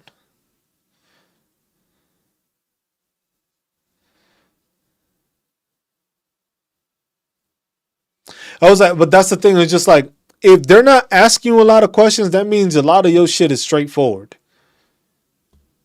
That's how you got to look at it. But at the same time is like, wait till you get your rating. Remember, look, everything that you got asked and all that stuff, write it down. Dash, Chris, write all that stuff down. Write everything that you can think of that they asked you and stuff like that. So that way when it comes and you get that paper that says, oh, you got this rating, you got this rating, you got that rating. It has all that broken down. So you have all that information in there. And now it shows it's like, okay, they said this. I was like, oh, you didn't get this rating because of this. But then the examiner didn't ask me about that. And they didn't have like, they're supposed to have like that little, it's kind of like a protractor thing. I forget what it's called. I always keep on forgetting what it is. But that's what they're supposed to use when it comes to like joints or your back and stuff like that. Supposed to be measuring off of this little angle thing to see where it is. If you could just be like, hey, they didn't have that, that's a claim right there that you can file against them. Like basically like, hey, they didn't use the proper thing to identify what percentage my stuff was. I was just like, they say it's not service connected. I'm peeling it because this, and that. And that's something you can follow through. But if you got the documentation is the easiest thing. If you have the documentation and you have the information that shows everything you're claiming, your CMP exam is going to be a lot easier than some. For some, they like to ask more questions because you don't got. What? I don't know what that is.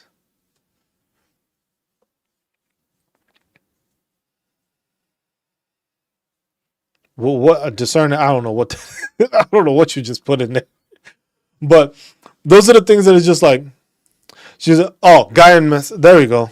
Use it and didn't force me to get far when I stopped. She measured it and more. Yeah, but that's what it is.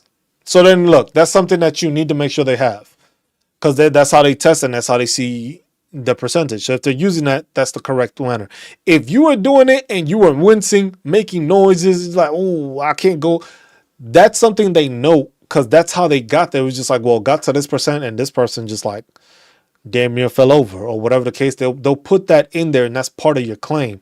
But then that goes into the CFR, where the CFR is going to be like, hey, okay, he went this far. He went this far. What does that fall under? What does it show? Like how bad is it? Like, and that's what it goes.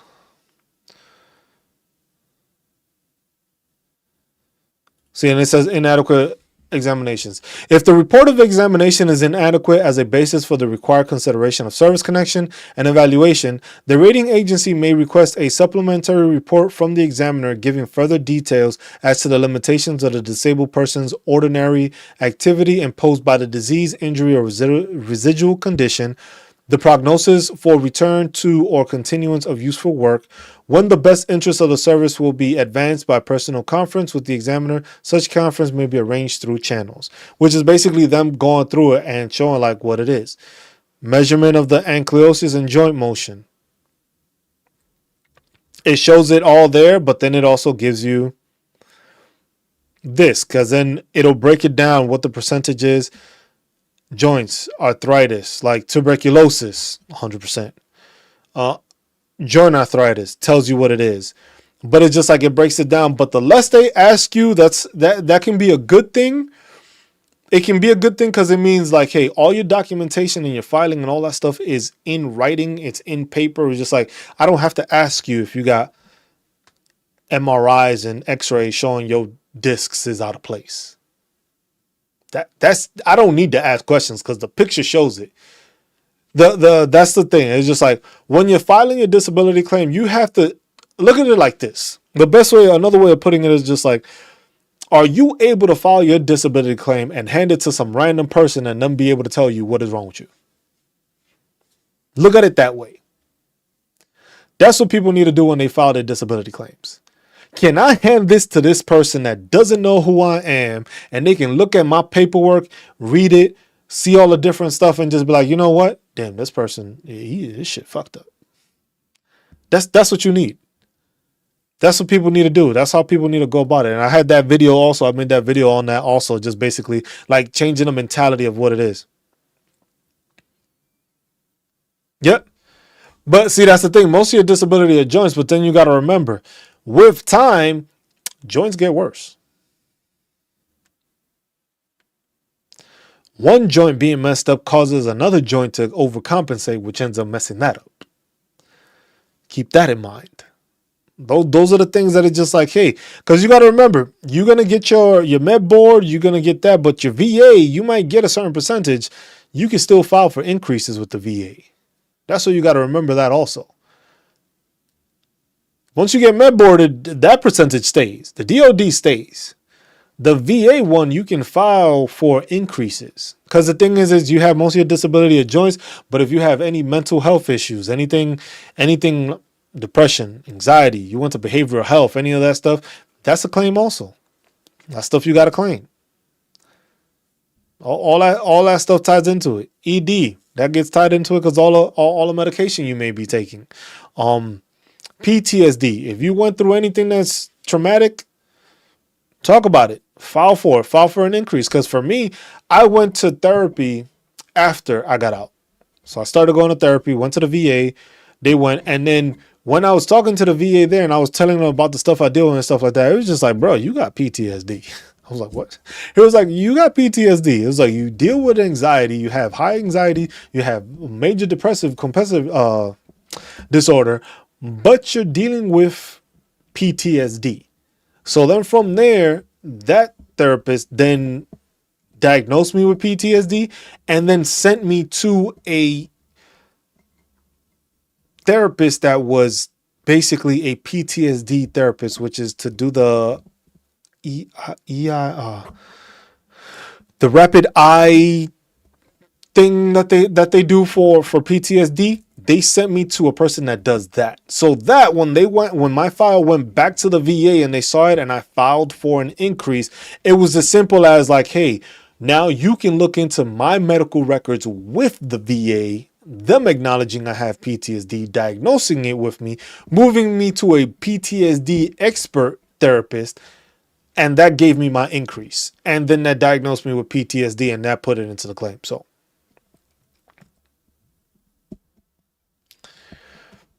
but discerning, that's what you have to. I'm hoping that when you went through the CMP exam, you explained all that, because that's where it affects you. That's where it hurts you. Your back and your hips. That issue there. That's something you have to explain. Like, I can't sit in a car for too long.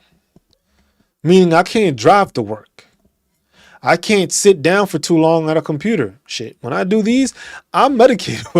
Shit. Y'all think I sit here for all this time and it's just like, I'm medicated when I'm doing these damn streams. Or sometimes I even just stand up because that's the only way I can sit there for this long and do all these things, because I'm medicated when I do it to be able to do it. And sometimes it's like the medication don't even work and you see me, I'll do standing streams because it's just like, yeah.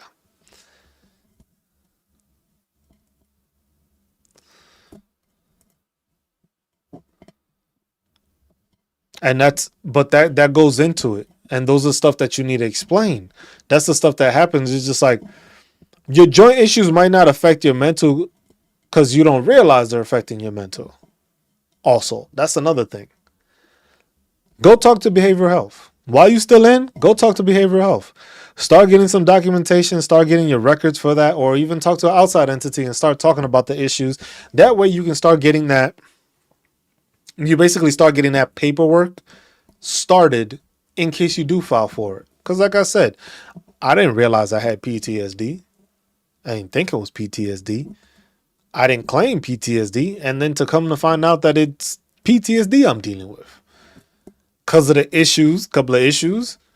And I was just like, one of the issues I didn't even mention because I made sure to block it out my mind because of what I saw. And then I remembered it. It was maybe like 2 weeks after I actually did the PTSD thing. And I was just like, shit, this actually did fucking happen. And it ties into the other incident that I did. It's just like, I didn't look at it in that way till I was talking to my therapist about it. And I was like, oh shit. So I use the Vet Center for Mental Health Treatment. And it was just like, Chris, it's documentation. You need documentation. If it's something that's tied or not, if you have a medical provider doing that and they can provide the records of it, because the thing is the people I see, my therapist, my records get submitted to the VA because it's basically through the VA. This isn't my own personal thing. I'm seeing somebody in town because they don't have enough space for me to see people outside. So I see my person here, but my records get submitted to the VA. So basically it was just like, oh, he's still dealing with the stuff that still gets highlighted, that still gets shown. So that's there. But if you have the resources are there, you just have to use them. Use them to your advantage. If you go to a mental health treatment, get your records. Talk, get yourself seen, get yourself better. Learn those traits, learn those things that trigger, learn those coping mechanisms, and help yourself. PTSD don't go away. Unfortunately, that shit don't go away. It's just, how do you treat it better? How do you learn to cope with it better? How do you understand what may be those triggers that activate that thought process? That's what helps you and benefits you. So when it comes to, look, so this is one thing I got to say. When it comes to your records and it comes to filing, make your own PDF. Don't go off of what they provide. If you can, get it and make it your own. Because the one thing I came to realize is that, when the VA raters check your stuff, they control F. So it's like control F, see what I can find. Most PDFs do not read pictures. So let's say you have something in your records that's for PTSD, but it was like a hand jammed paper, and then they just scanned it and submitted that. When the VA rater starts searching and hits Control F, that's not a page that's going to pop up. So that's why you got to make sure you do that, because it's like you want to make it that the VA rater has the information it needs. The CMP examiner is just there to examine you to see your claims. The VA rater is the one that's going to overlook it and go through the process again. But if you submit a paper that is like a picture, the picture cannot be Controlled F. And that's what I like to tell people also. VA raters, like, look, not all of them go above and beyond. Not all of them are going to go out of their way to make sure your claim is right. Some are just going to do their job to do their job. You were a private or a specialist or lance corporal, whatever rank you were in your military. Oh, I know discerning. That's what I tell people. They Control F the shit out of it. You know why? Because who the hell got time to read 900 damn pages of your injuries? I sure as hell don't. I didn't even want to do that shit for myself. I went through every page, but I started noticing that because I started doing a Control F, and I searched for, like, when it was with my ankle or my sprained ankle, Controlled F'd it, checked it, and I started looking down, and it was just like some of the physical therapy that I was getting, it didn't say anything about the ankle because it was already me being seen for it. So they were just like, it's like, oh, continuation of therapy or something like that. So I'm just like, damn, this whole paper or this whole page would have been missed out on because it doesn't say anything. So that's why I tell people, it's just like, hey, grab your records, pinpoint those things you want to claim, and then find every instance of that issue. Make that into a separate PDF. And then when you submit it with your evidence and your claim, just be like, you can just put ankle evidence or ankle evidence. Because then the thing is for that VA rater, you just made it 10 times easier. Instead of them trying to search through 900 pages, it was like, damn, he already separated the 20 pages he has on his ankle injury. Okay, let me just go click, check on that. And then you go and it'll highlight everything that you dealt with your ankle. So now they have the exact documentation that they need for that claim. Oh, back issues. Here we go. Imagery. The picture isn't going to show up because you're not going to be able to read a picture that shows bulging discs or dislocated discs. A picture isn't going to tell you that. It's just a picture. But if you go and highlight it, make sure you take that out and make that part of the other PDF. Now, when they go through that PDF that says back injury or lower back or upper back, because remember, it's two different things. Lumbar and cervical, two different things. Cervical being up top where you can have bulging disc there. Lumbar, you can have bulging disc there too. If you just put back, they just associate it as one whole thing. Instead of you separating it, like I have cervical issues where my neck is a problem and I have lumbar issues where my lower back is a problem. Two different issues. One causes my arm to go numb. The other one causes my legs to go numb. Two different things, two different claims. So that's also a thing that people need to understand when it comes to it. Like those little things like that are the things that make it, that change what it is and how it is you file these files. Because all that stuff goes into effect. All that stuff is useful, but that's something that you got to make sure you are putting into your documentation, into your claim, into those CMP exams. Because remember, the CMP exam is just there to check what it is. Oh, here it is. Here's what I was looking for. The spine. So diagnostic code 5235 to 533, formula of rating invertebral disc syndrome based on incapacitating episodes. Unfavorable ankylosing of the entire spine, 50. Thoracocular spine, 50. Cervical spine or forward flexion of the terminal spine, 30 degrees or less, 40%. Forward flexion of the cervical spine, 15 degrees or less, 30. See, and it gives you the breakdown, and this is what does this fall under? This falls under the joints. And this is the breakdown that you need because it'll give you all that stuff, tell you what it is. Disc syndrome based on incapacitating episodes, total duration of at least 6 weeks during the past 12 months, 60%. Cervical spine, and here it goes. This is basically how they ask you to move, how they ask you to do this. Hey, lean this way, lean that way, touch your toes, rotate or whatever, depending on how much you're able to, depending how it is. That is, if you're able to go the full way, your shit ain't hurting that bad. If you go like this and it's like you can feel the pain, then that's what you need to make sure to stop and do. Don't try to be the tough guy at the CMP exams. Go off of where you first felt that pinch or that first bit of pain. Stop. It starts at this point. And then from there, it just gets worse. That's all you got to say. And that's how you got to do it. And that's what you go through it. Then the hip and thigh, everything is there. And those pictures, the pictures at the beginning of this section, highlight that.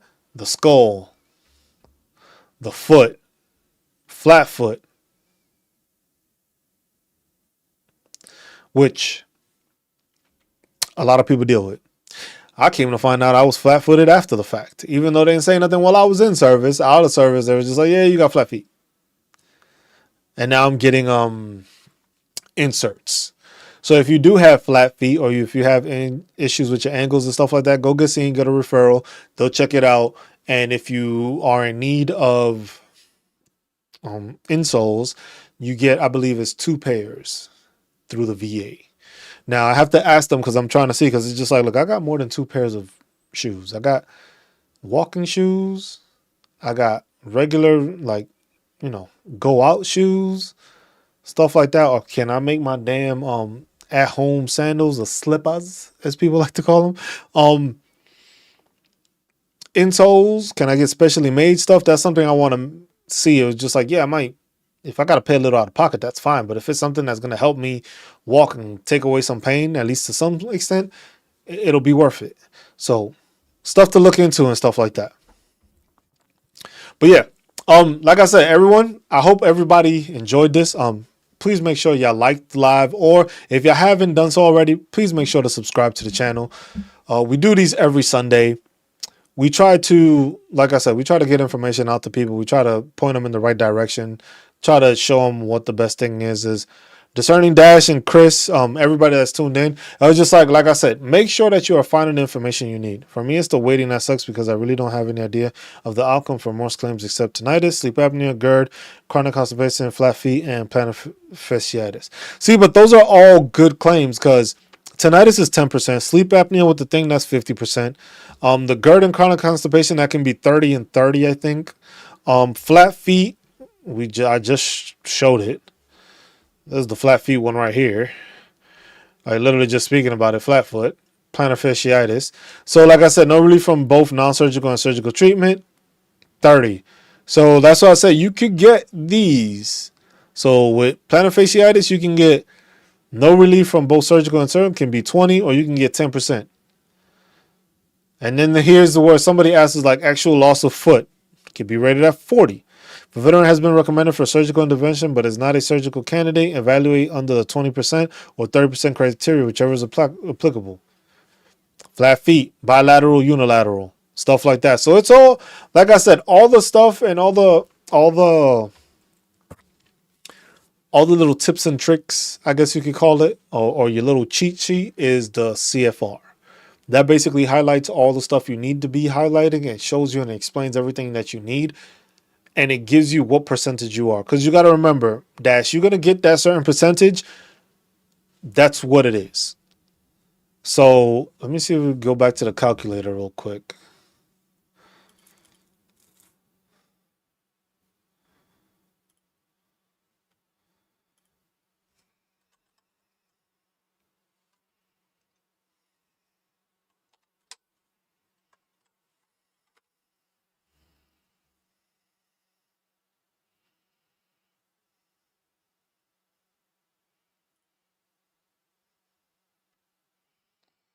No.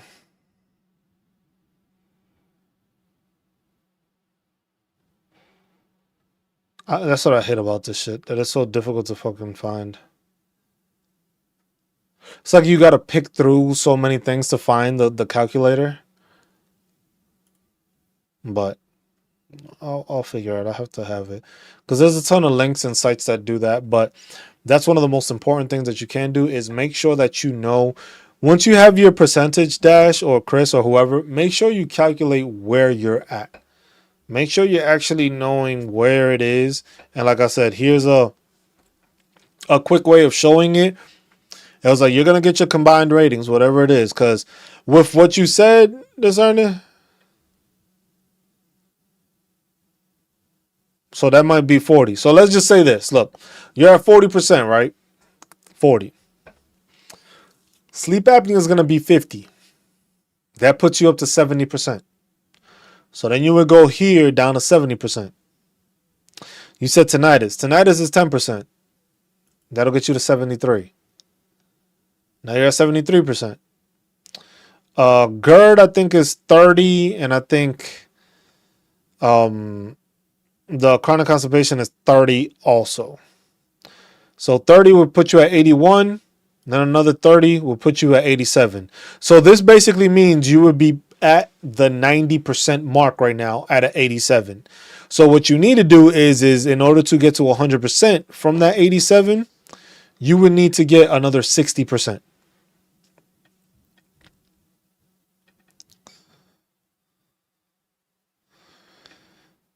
Love Heat 98.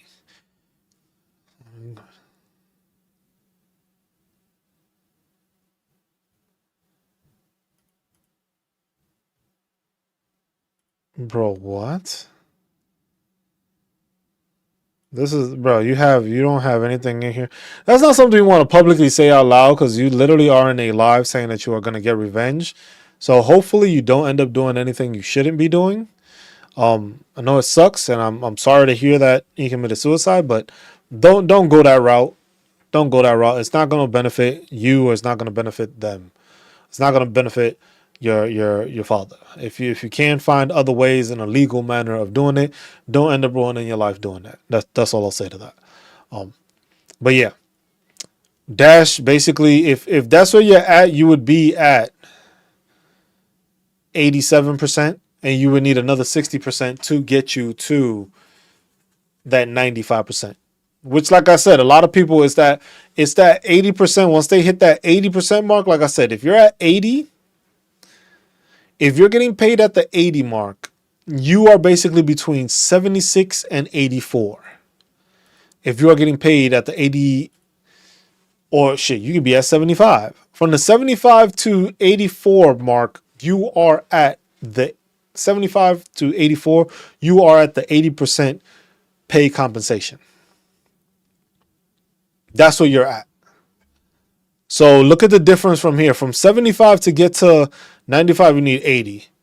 From 84 to get to 95, you need 70, which ties into different things. PTSD, depression, anxiety.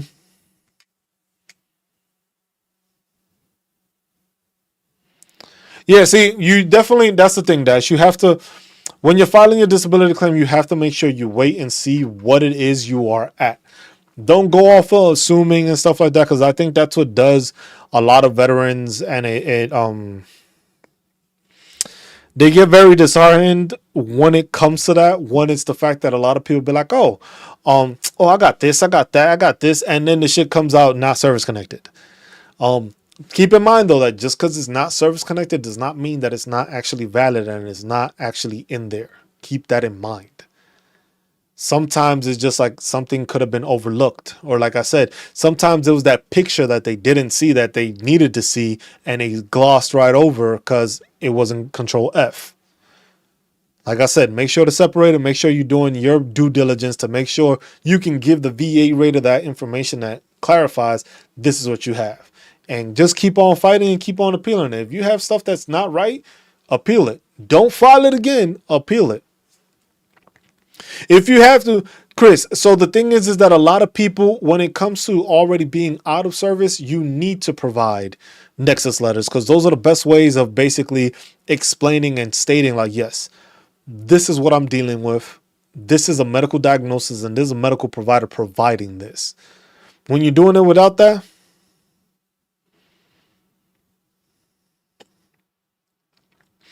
that's what it is. How can he claim not be service connected if in service still got and those problems? Discerning.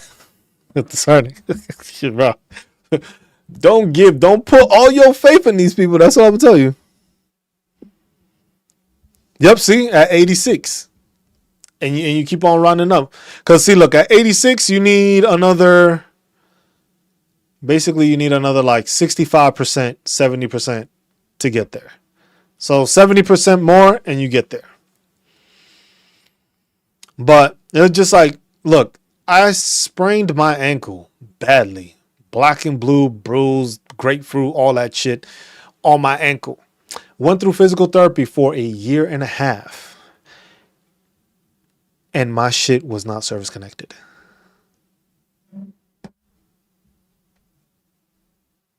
So, but like I said, that's the whole appeals process. Me, I didn't know about the appeals process. I ended up filing again for that same ankle instead of appealing the first time around.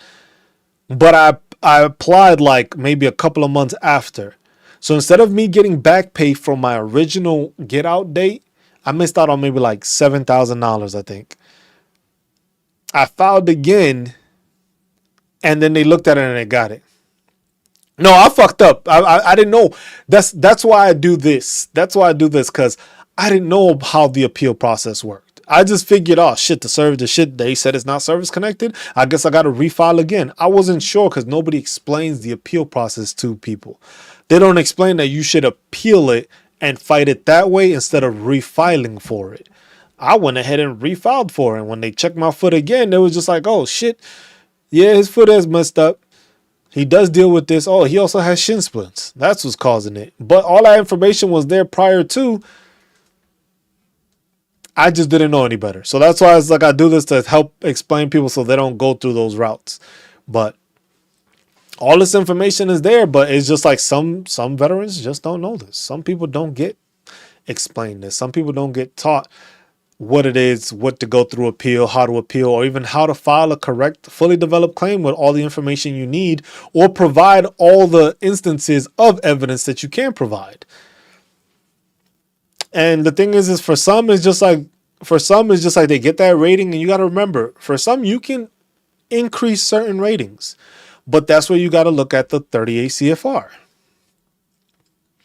That's where y'all got to do your due diligence and look into this. Look into the schedule for ratings. Whatever rating you get, check it out. And that's what I said. Like even if you get no service connected, you can have all the documentation. Like I said, I had a year and a half of physical therapy for my sprained ankle, and they still said it wasn't service connected. Went through, got the thing, and then, but that's the other thing, discerning. If you got any medical profiles, keep all them shits. Use that as filing. And that's what I like to tell my active duty people. See, Chris, the thing is just like, if you notice a lot of the time, sometimes within that letter is just like, oh, we found evidence of it, but we couldn't find anything to actually like thing. And I was just like, hold up, what? I was like, so y'all saying y'all found evidence of what I'm claiming, but y'all don't have the evidence to find that it was service connected, even though this shit happened in service and I was getting it taken care of in service. So that's why it's just like, you got to go off of that. But yeah, everybody hates to go to medical. Some people get shamed for it and stuff like that. But like I said, I tell everybody, I had that one sergeant first class that was walking with a cane, and he told me, it was just like, ain't nobody here gonna be pushing you through a wheelchair if you end up in one. So go get your shit taken care of, because he's like, I did my 20 plus years, and here I am trying to fight with the VA, trying to show them that all the shit I'm claiming is because of my time in service, but I never got seen for any of it. So it's kind of hard to service connect stuff that I never showed anything in service for. So I learned from that. That's why I ended up with like 900 plus pages of damn medical records. But it's just like, that's what it is. The denial letter will say that, but sometimes it says that they found the evidence for it, but they didn't find it. They didn't service connected, which to me, that one don't make no sense. It was just like, so you found the info, but you still didn't think it was service connected. But even though it showed that I went through there, got the injury and stuff like that, but then that's when I realized, while speaking to another person on here that is just like, you can do this with medical records and your medical profiles. If you have a medical profile, print that out and make a folder of it and just keep them. Because the thing is once your medical profile expires, that shit disappears. It's like it never happened. Oh, you go discerning? That's why. I'll let you be pissed off now then, because something's gonna be not gonna be service connected, or maybe not. I'm not gonna say it is. Maybe it is. Maybe it won't. It's possible. It is a possibility. That's all I'll say. It is a possibility that something may get denied. Something may not be service connected, but that doesn't stop you. Just keep on doing what you got to do. Keep on checking for it. Keep on applying for the stuff. Keep appealing if you have to. But some things may not be service connected, and hopefully that's not the case, because I wish that on all veterans, that when they file something, they don't have to deal with the extra nonsense. But sometimes it doesn't work that way. Sometimes you got to realize that you still need to make those. You still need to appeal. You still need to do it, because like I said, them VA raters are not always going to go above and beyond to make sure your stuff is taken care of. You as the veteran need to make sure that your stuff is taken care of, and it is above and beyond. You need to go above and beyond for yourself, so that a person that doesn't go above and beyond can be good. That is also true. The thing is Chris, the same time is like, the day you file, if you file, or at least the intent to file, because once you intend to file, you can have that for a whole year before you actually submit anything. So that'll backdate it still till a year. But it's making sure that when you file the first time, you ain't got to worry about it. Like I said, I got that YouTube video explaining that. It's like, you have to have the mentality that you are going to win and have it service connected, because you have no reason to be denied, because you have the documentation. You have buddy letters, witness statements, nexus letters, everything of that. If you have all that there, it was just like, yeah, if they say it's not service connected, it's easy to just appeal it. And then you can just be like, look, this is all the information. You can resubmit the same stuff you provided before, submit it again. And then shit, if you got time, find even more stuff to add to it and put it, and then have it like, hey, here's my appeal. This is why I'm appealing. Here's the information. This is what might have been overlooked, or did it get seen? And here's this new evidence and more stuff that's showing what I'm dealing with is part of the issue also. But that's stuff you just got to make sure to do. And it depends. It goes back and forth. It's something that you can gain from. It's something that you can go away from. But that's stuff that people need to realize. Like, all that documentation is there. Just because you submit it don't mean they're going to read it. You hope that they do. It's their job to, but like I said, some people ain't going above and beyond in that job. They just doing their job to do their job. It's a paycheck.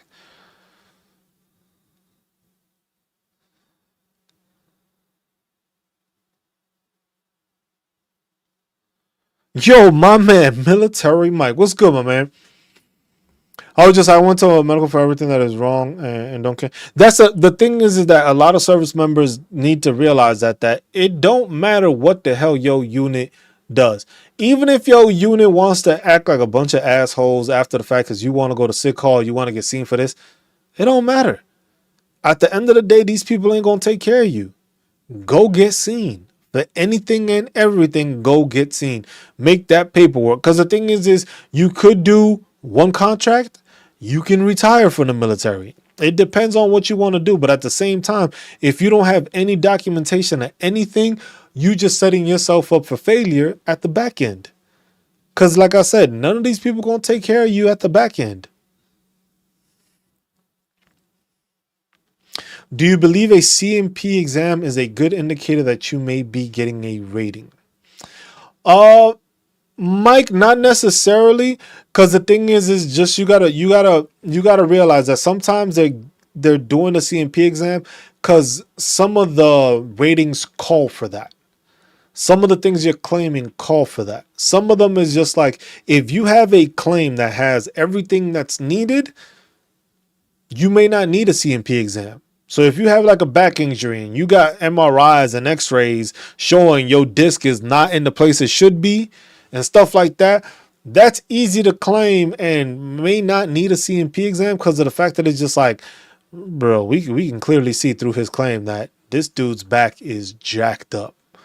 Like he got two bulging discs, or he got degenerative disc disease. He got the X-rays, the MRI showing all that stuff. That stuff is just like they do it. When it comes to like, so for a back issue, if you have like, let's say you have back problems or back pain, stuff like that, they're gonna go and try to do a CMP because they want to see now, where is your limitation at?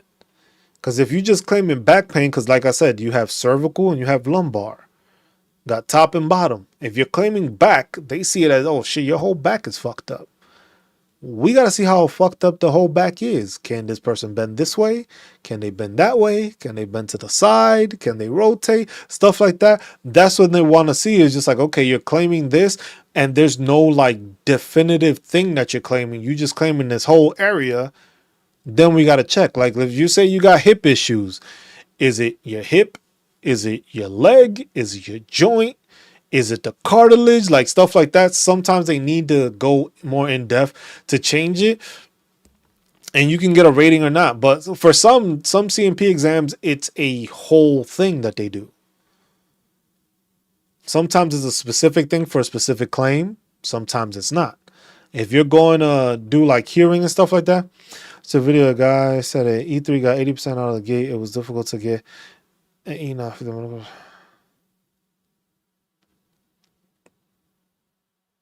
Yes, Dash, and that's the one thing that people need to understand. Veterans should not be comparing themselves to other veterans. Plain and simple. Because I've seen that a lot. I see that a lot on social media where it's just like, oh, this person didn't get no deployment or stuff like that, and they got this and they got that. I was just like, well, that person actually decided to take their time and actually go get seen instead of going all hooah for the military and getting messed up mentally and physically and not taking care of themselves. There's the difference. I was like, you could have gone on 8 different deployments. You could probably be dealing with PTSD, but you don't want to get seen. The unit made it seem bad and look bad, and it's just like,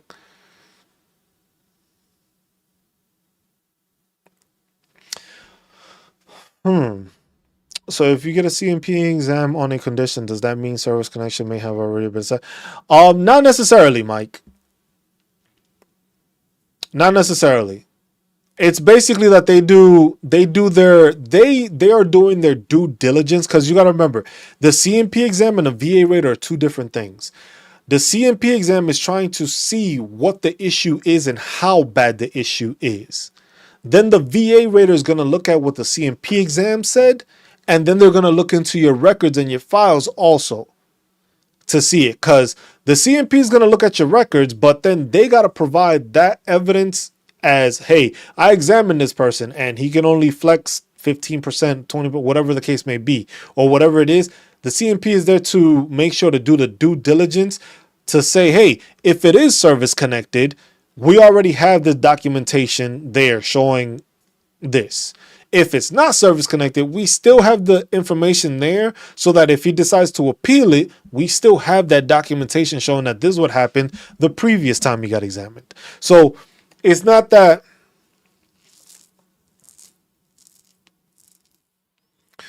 does that so it could mean service connection. It cannot mean service connection. Service connection just ends up being, it's like when you get the paperwork saying the service connected, that's how you know. Because like I said, I went through the CMP exam for my ankle. That shit got denied, even though my record had a year and a half of physical therapy for it. Showed everything happened in service. Severe sprain. Black and blue, like I said, black and blue, grapefruit, all of it shown, all that. Went through physical therapy and my shit still got denied. And it said no service connection. So then I went through a separate CMP exam for that. No service connection. So that's why I just like, just because you go through it, it's them making sure they do their due diligence so that they don't have to do it again. Because if they say, hey, oh, your service connected, they're not going to want to do a CMP exam after. So the CMP exam is to basically do just to make sure you have the info they need. If you are service connected, well, this is the criteria that he meets for the CFR. So this is where he falls into the CFR after what we've gone through. Uh, hey Dash, it don't matter who the hell says what. Take care of yourself. That's what I tell all active duty. It don't matter what the unit is doing and stuff like that. You got mission, cool. If your ass is in pain or your ass is hurting or whatever like that, go get seen. Now, if you faking the funk, different story. But if you hurt, go get damn seen. Don't wait about anybody. Because the thing is you got to remember everybody else is getting seen also in medical. And then when you don't get seen for like a month or two, you're still dealing with these issues where they want you to run, ruck, do all this stuff. You might have a bad back. Could have been on a profile to avoid it, but there you are. Old machine gunner in Marines. I had a combat job, but no combat, and I call out hella. So what do you mean, Corey? You call out hella stuff about it. I have a claim from 2016 that I was denied in 2018. I applied it, and I'm still waiting. I'm currently at 50% for my right knee. I've had 2 surgeries, 2017 and 2020. So you have the claim. Did you appeal it or did you refile again? Did you appeal in 2018 or did you refile? Because the thing is so if you're currently at 50% for your right knee and you've had 2 surgeries after the fact, you applied it. Okay, so you didn't. Okay, so you reapplied all over. So basically what you have to do, Core, right, make sure that you get that information from 2016. Oh, you appealed it. Okay. Make sure that when you get those surgeries, who did the surgery? Was it an outside source or was it through the VA? Because if anything, try to see if you can get that doctor to give you a nexus letter stating that it was connected to your time in service and that's what caused it.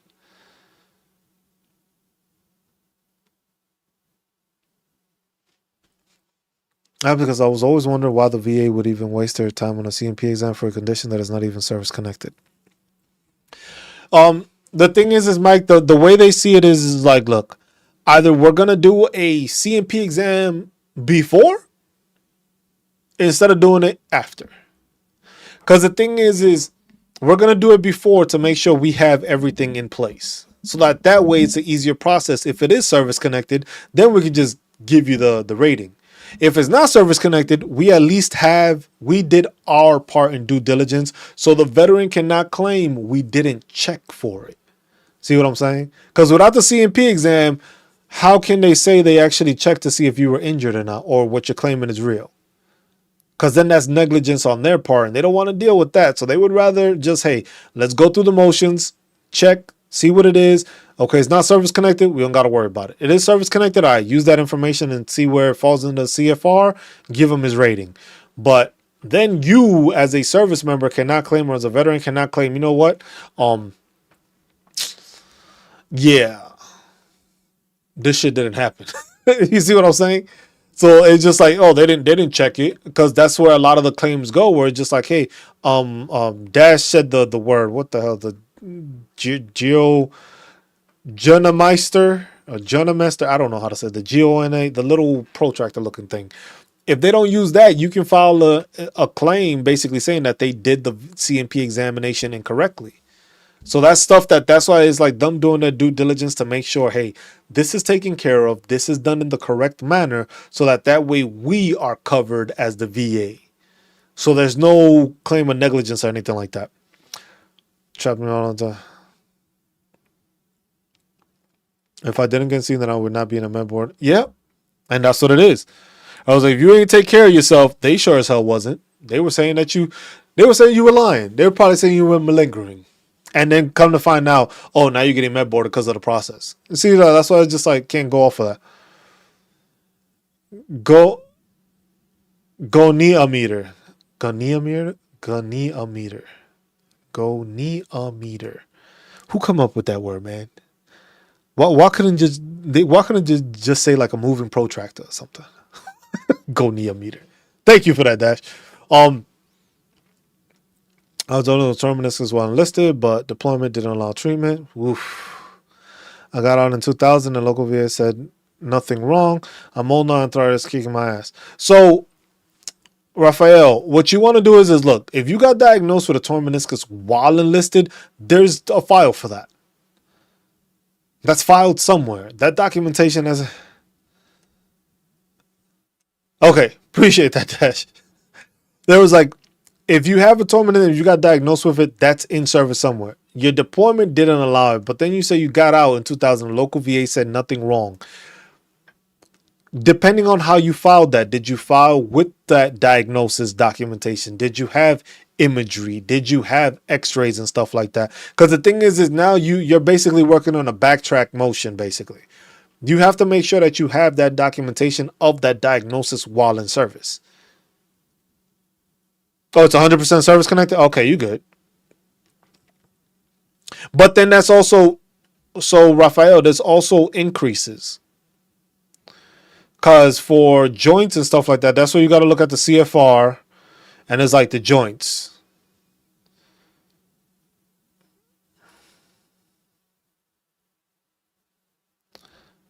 Yeah, the knee, it's hard, especially because the thing is if you get surgery, the thing is like you have to show that the surgery didn't work or it didn't fix the situation or it's still bad. That's where it's hard, because the thing is the VA tends to see it as like, oh well, you got surgery, so you should be good.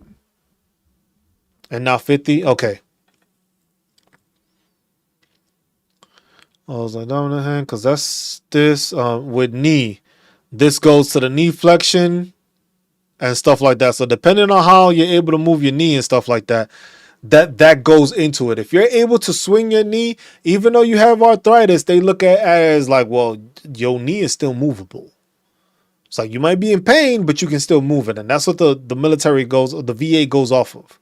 Degenerative arthritis. So you can, this, and look, the only percentage you can get is 20 or 10% with degenerative arthritis.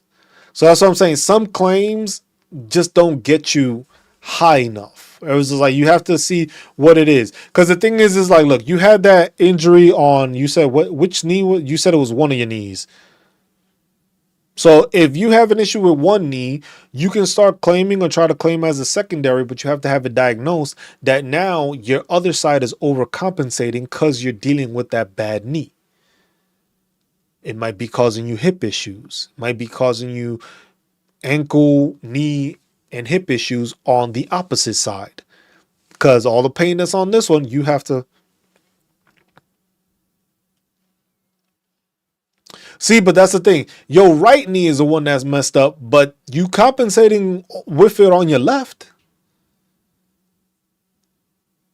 Or you putting all that weight on it and all that stuff and it's making it worse. That's stuff you got to look into, because that's stuff that gets added on with arthritis. Different types of arthritis. It might be, that's the thing, is just like I said, you might not get a big percentage increase because of that. Your wrist and elbows, are those diagnosed with arthritis? Because that's like shit. Because that means if you had it like that, you could put it for your hands also. And each one of your fingers is 10% if you got arthritis in your hand. So if you dealing with your wrist and your elbows, that means your hand is probably getting arthritis too. Each one of your fingers is 10%. 10, 10, 10, 10, 10. 50% accumulated, but only 10% each one. That's there. And then you got to remember, you got your other hand. 10, 10, 10, 10, 10. So that it adds up. It's not much. Those 10% jumps don't really do a whole lot. Like I said, like, look. Where we at here? So you're at 50, right? So if you got 50 and you get another 10%, that puts you to 55. That's one finger. From 55, another 10% gets you to 60. Well, Raphael, that's what you got to do, man. Get that stuff diagnosed. Go to your outside provider. Tell them you're dealing with these issues. Tell them that it's just like, and then you have to get a nexus letter, basically like, hey, I did all this stuff and now I've developed arthritis. I was just like, I have arthritis in my knees. I have arthritis in my elbows, my wrist, my fingers and stuff like that. This is from my time in service. And you have to have a nexus letter basically stating from that provider that these are issues that have been caused by your time in service. Oh yeah, I know Dash, because that's what I deal with. Bulging disc from, I think it was like C5, I think. Bulging disc, and that caused my nerve to be pinched, and that caused my arm to go numb. which I went and I got checked out, and then they showed they did it was like an electrical shock therapy or something weird, but it was just like literally they shot electricity into my arm to see how it reacted or how it moved. And then once they took the MRI, they saw that it was just like, oh, your nerves are okay. The issue is that your disc in your back is pinching. So when it pinches, it goes to that nervous system that there, and that electrical signal is not being sent the same way because your disc is slipping out. And that's how they explained it. But that was in my MRI. That was in my documentation. So when I filed for it, that was an easy, okay, we already have the imagery. We have the x-rays. We see the bulging disc. You got the documentation and you got the treatment for that electrical thing. It showed it was okay, but it showed and it corroborated the fact that it was your disc in your back that was causing that to happen and stuff like that. But you got to claim it because the thing is the CMP examiner is going to check all that. No matter if you got paperwork or not. The thing is if you want the claim to be approved and you want the claim to be service connected, after you've been out for a long time, you need a nexus letter. You need that documentation basically from a medical professional connecting those issues. Because if you're not connecting them, then from there's no way of getting that approved. If you don't have something that's connecting you from your time in service, having it messed up to there, the way the VA looks at it is like, bro, if you ain't got nothing saying that it's happened in the military, this shit didn't happen there. You injured yourself or whatever happened, but it wasn't because of the military.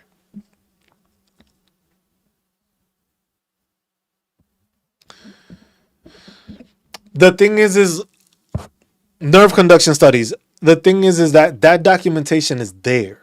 So the thing is they also look at it as just like you were referred to get the nerve conduction studies done because of the fact that you were having these issues and the well-documented back issues. So they understand that.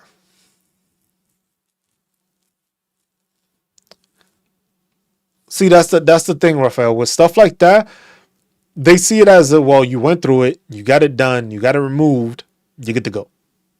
Or yeah, maybe you're not good to go, but it was taken care of.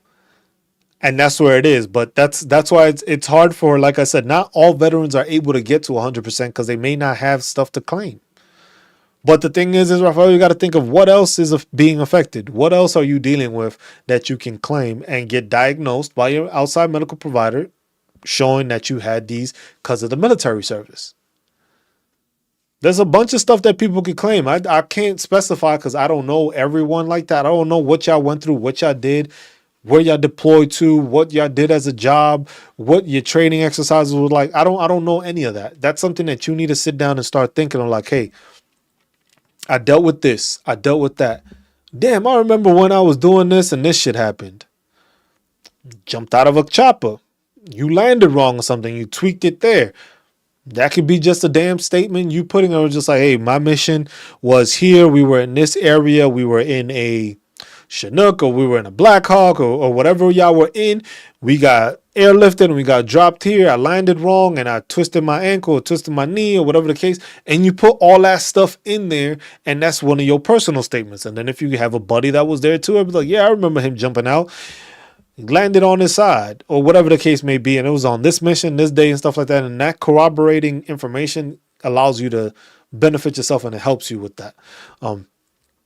But all those studies and all that stuff helps show, because of the thing is, it's just like something happened to you that was a reason for you to get this study done.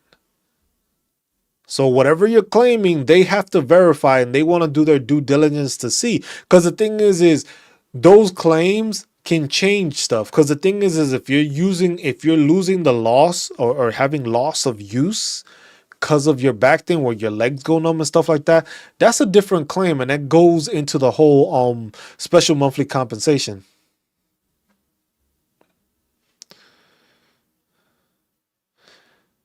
Yeah. Rafael, well, if you have that, then you have to have the VA guy diagnose you with that. And then that's a claim too. And that's the thing, Rafael. It's just like I would tell people, PTSD is not only caused by combat. Like, look, you went through an issue where something happened. You were there when that happened. That's a traumatic incident. Whether it's combat, whether it's a vehicle rollover, um, seeing something happen that, like I said, seeing something happen that you should have probably never seen happen or didn't want to see happen, and it's always running through your mind. That's what it is.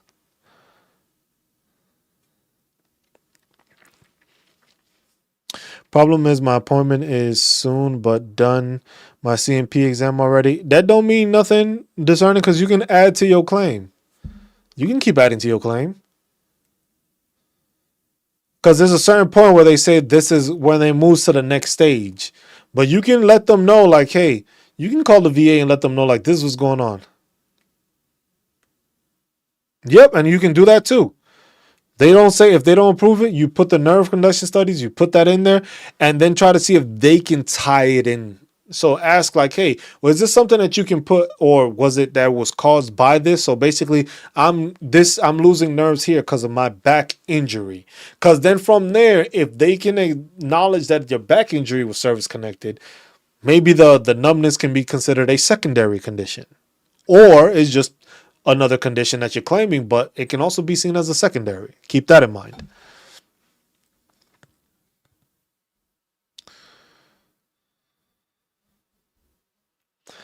Raphael, those are all statements that you need to write. You have to, that's stuff that you have to make sure you mention. You have to talk about that. You have to make sure that you have that documented. That medal, that sergeant and stuff like that. Talk about the incident. Talk about the thing. Put names in there. Be specific when it comes to that PTSD claim.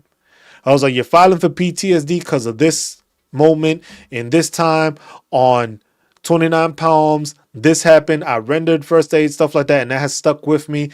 We lost a corpsman in this place this time with these people. We were on this. All that stuff, you got to put that all, you got to write all that shit down. So that when they ask you, you could just go down the list. Go down the list and explain to the CMP, like, this is why you have PTSD. Because you're gonna go to a different CMP examiner when that happens. It's not gonna be the regular one that just does joint. Usually it is a mental health therapist, counselor, whatever the case. Sergeant got medal for calling for medevac. That's wild. That would be the military thing to do. Give the person a medal that called, but not the person that actually conducted the Man, the military be killing me sometimes with the way they give awards. That's yeah. That's all I can say with that. That's all I can say with that. But like I said, when it comes to that stuff, it depends. Yo, CMP exams will be conducted no matter what, unless you have a claim which basically does not require it. A CMP exam is going to be conducted because they want to make sure that they do their due diligence to make sure it is. It doesn't mean that it's already been approved. It cannot be service connected, but they still did the CMP exam because that's a claim you made. So they want to make sure that anything that you claim, they are doing their due diligence to check. So in case it does come founded and it does come service connected, they already have the information they need as a VA rater to go through the CFR, check what the CMP exam said, and now that's how they determine your rating. If you don't go through the CMP exam, it could be that you already have the documentation you needed. You got the imagery, you got the paperwork and stuff like that. And I was just like, yeah, we see it in your service record. We see the documents you have. We see the imagery and all that. We don't need a CMP exam because this is already there. But that's only for certain criteria, only certain instances in certain cases. But it differs between each person. It differs between each claim. But if it's certain things like that, when it comes to the joints and stuff like that, they want to do an examination because they want to see how badly it is. They want to see how badly it affects you. They don't care for how much pain you're in because you can be in pain. Like I said, everybody's pain level is not the same. So some people are more pain than in others. And it's the same injury. They can't tell pain. There's no way to measure pain. There is a way of measuring how much you can move, how it affects you daily, stuff like that. That's what it goes to. But it it, it just differs that way. And that's what y'all gotta make sure to do. Anything like that, write it down. Put all that stuff together, write it down. And when you go talk to somebody, be like, look, I want to file a disability claim, but I need this in my medical records. If it comes to PTSD, anything like that, I need my medical records to align with what I'm stating and what happened so that I can use that for my claim moving forward. And that's something that people need to realize. All those different instances go a long way because you are clarifying what happened and what didn't happen and showing the VA without a reasonable doubt it's service connected, it happened in service, and this is what I'm dealing with. Make sure you have documentation, documentation, documentation. Most important thing you need. That's how you get anywhere. You need that documentation. You need that information. If you don't have that, can't go nowhere. So make sure y'all doing that. Make sure y'all checking that. Make sure you are going to the Code of Federal Regulations, Title 38, Part 4, checking.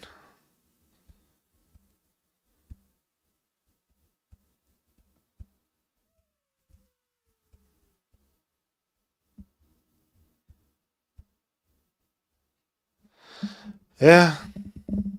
Each person is different, man. That's what I say, Rafa. Everybody goes through different stuff. Everybody experiences different things, but that stuff you have to make sure you're putting out there.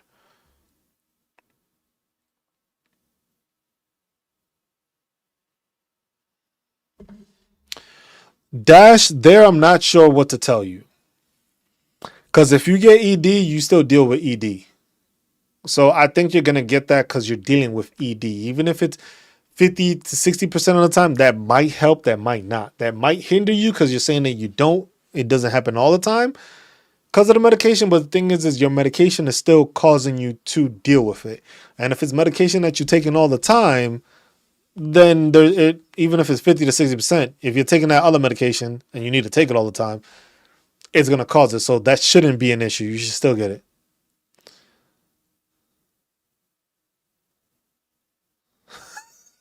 Raphael, that sounds about right.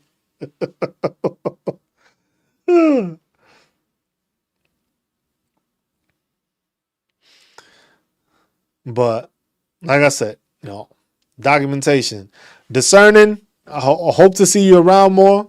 Um, hope you, like I said, hope y'all subscribed. Hope y'all have liked the live.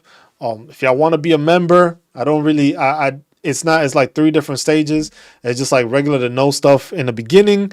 One of them gives you extra benefits, and one is just like I plan to have an actual VA rater, which I have a couple of VA rater friends that are VA raters that work as VA raters, and I plan to have lives with them. So once people becomes members, that's something that I want to do exclusively with them, and then I'll post little snippets of it on the page. But that's something.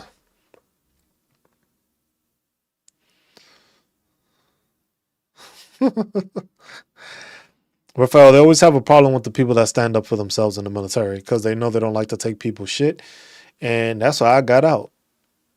People didn't like me because I didn't deal with their bullshit. I didn't get intimidated by rank. I didn't care for rank unless it was respectfully and professionally. If you wanted to be a shitbag, I could be a shitbag just like you. Plain and simple. You want to be professional? I'll be professional. I respect the rank, not the person. If the person wants to act a fool just because they thought about it, I let them, but I called them out on it. And I didn't just do shit just because I was told to do it. It was just like, it has to be within regulation. It has to be moral. It's just like, I'm not doing stupid shit because you just don't want to do it. Don't work that way. And that's why and that's the thing. A lot of people get out of the military because of that, because they do the right thing. They take care of the troops. They take care of their people, but you get frowned upon or said you the troublemaker because you don't fall under their intimidating tactics. Like you don't just like shiver when they tell you, oh, it's because I said so. It was like, where'd I say that at? I was like, I'm gonna question your ability because the thing is I'm a non-commissioned officer too. I can check up and down. It's not I just check down, I check up too. So if you fucking up, I could call you out on it. You may not like it, but you ain't gonna reprimand me or you're not gonna counsel me or whatever the case you may try because you the one fucking up and I'm correcting you.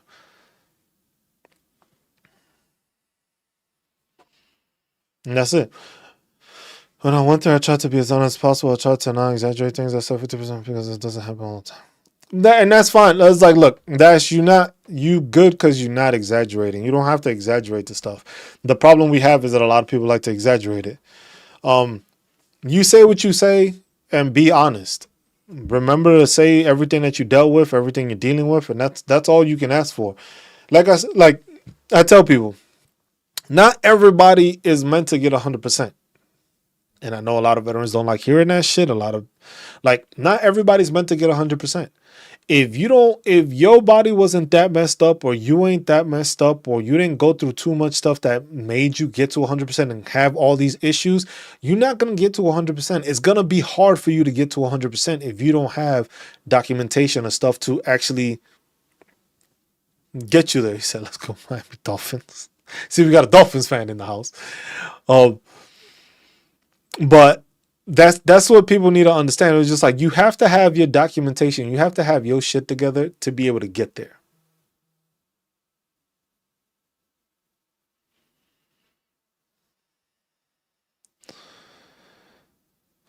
Tim Wilkins, that would probably fall under the PACT Act. The thing is like, you were on a ship that had asbestos. Is there documentation clarifying that ship had asbestos on it?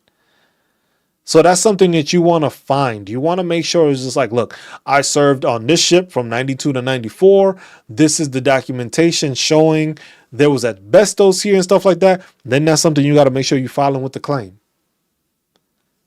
Now, I'm not sure if the PACT Act specifies asbestos.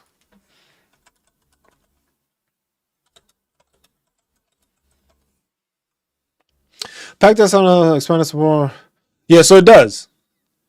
So basically, there's something you would file to expose to hazardous substances and toxic materials. So you would want to file that under a PACT Act claim and basically have that on there. Because then you fall under that registry. So if something does come up from it or something like that, you are now in the system, which is like they have like the burn pit registry, and then they have the PACT Act registry one, which is like the toxic exposure stuff. And that's stuff that you would have to file it under like a PACT Act thing, which it's not something different, but that one I have to clarify because it is under the PACT Act, but you don't file it any differently. But there's a way of doing it to show that it's through the PACT Act. And that's one thing I have to, no, that's the CFR.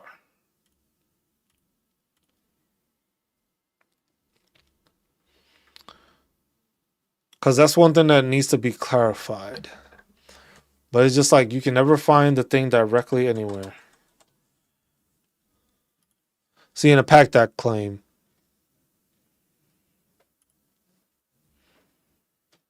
Oh no, that's just for a specific thing. Your PACT Act and your benefits. You basically go through here. You file a disability claim, and you just file it through there. Once the PACT Act, then how will it, and you file it that way. But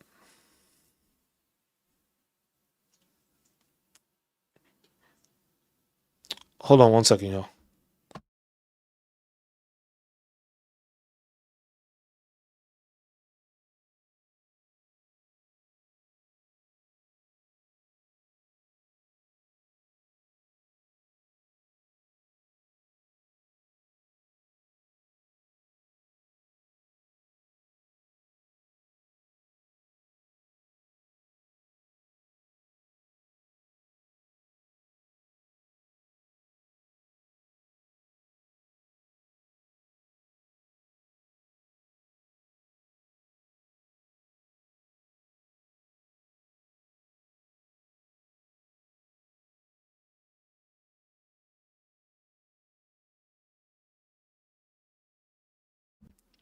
All right. So I'm gonna put on my phone. Yeah, Rafael, you have all that stuff, and that stuff that if you can get in contact with them, you want to use that as part of your information. Everything that you have, everything you can find documentation of, everything you can find a buddy stating that, or documentation through the military that provides evidence of that. Like the same thing with like the Camp Lejeune water, the water in Hawaii, stuff like that. That stuff that you want to put in there. I was like, you can put that as part of the evidence. Like, hey, here's the report showing this. This is what happened. You're gonna file as a PACT Act claim. And this is basically it. The PACT Act is law, and you file a claim for PACT Act related disability or apply for the VA healthcare now. And it's just you filing for it.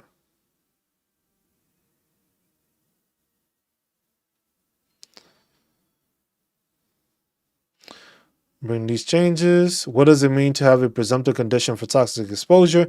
To get a VA disability, your disability must connect to your military service.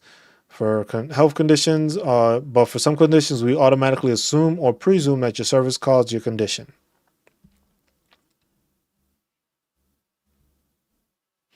No, yeah, I know Pendleton and 29 Palms. I was in MCAS Miramar for 3 years, Raphael. My previous marriage, the wife was a Marine. So I was in Miramar for 3 years. So I know Pendleton and I know 29 Palms. I can see why veterans want to get the 100%. No future exams of PT, property tax exemptions, Champ EA, and Champ 35 and more. If they offered those, a lower percentage of people would not aim for 100%. The thing is Dash is just like, you have to understand that for some, it's also that there's the Chapter 35, it's for dependents 100%. Champ VA, 100% also. The property tax exemptions, you don't necessarily have to be 100%. For some states, it differs depending on it. For some states, it's literally the percentage that you get of the tax exemption depends on the percentage you actually have of disability. For some, it's just 100% P&T, and for not.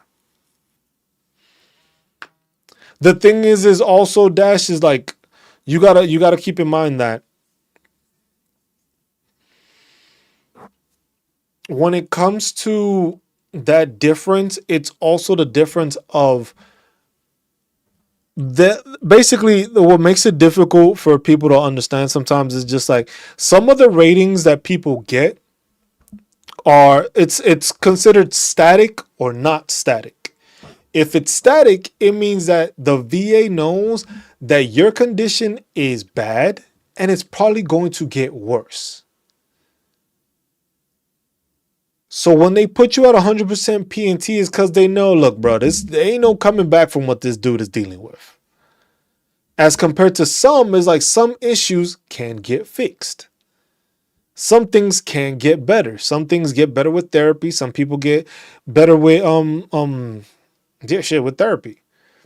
So they're not static. So they know this is not going to get better. If you have bulging discs, slip discs, degenerative disc disease, stuff like that, they know that as you get older and stuff, your condition is going to worsen. So they know that this disability rating is going to be at that point, and they can actually file for more in that case once it gets worse.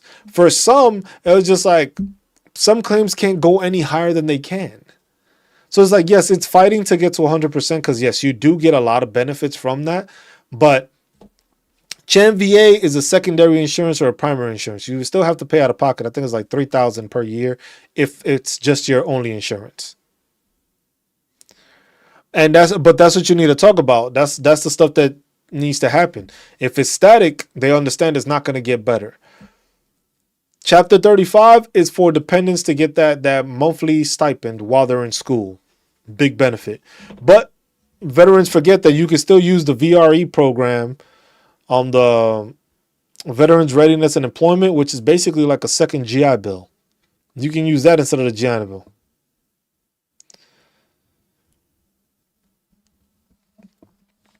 Yeah, but just necessarily because they're joint issues doesn't mean that it's 100% P&T. Because you got to remember, Dash, some things may get better. Some things is like you may get surgery, you may not get surgery. Some things is just like there's no fixing, and some things there is fixing. Like with sleep apnea, they haven't found a way of curing that shit. There's other treatments and stuff like that, but you still need to get continuous treatment to get it done. I sleep with a CPAP machine every day. I need to have that to sleep well, to not be dead tired, to actually feel rested, to actually sleep well. That's not going to get better. Even if I lose weight or gain weight, it ain't going to get better because I've had it. I was in the best shape of my life and I had sleep apnea. So it's not going to get any better if I start getting older and I'm not working out as much and I'm getting more weight. You see what I'm saying? So it depends on what it is. But yes, people are trying to reach for 100% because it does bring about, it is great compensation. It's great compensation and you got other benefits that come from it. But then you also got to look at what state you're in, because some states provide more to you even though you're not 100%. Some just base it off of, yeah, you're just 100%. Yeah, same thing if they have it that way. But if you have Champ VA and you have already a primary insurance, you don't pay anything because the primary covers what it covers, then Champ VA covers the other half, and you ain't paying for anything. So that's a benefit to it also. But like I said, there's so many benefits on each side. There's benefits without the 100% PNT, and there's benefits with the 100% PNT. Thing is if most people don't know what they are and don't use them, it don't matter what percentage you are. You need to take care of them, and you need to find out what the resources are in your state that are available to you and take advantage of them. If you get to 100% PNT, there's a couple more that add to it. But besides that, there's a lot of these states that have stuff that needs to be fixed. Both my sons are attending Fresno State University. I'm currently at 50%. Is there any benefits I can exercise? You have to check for, because Fresno State is California. Hold on, let me see. Pull this up real quick.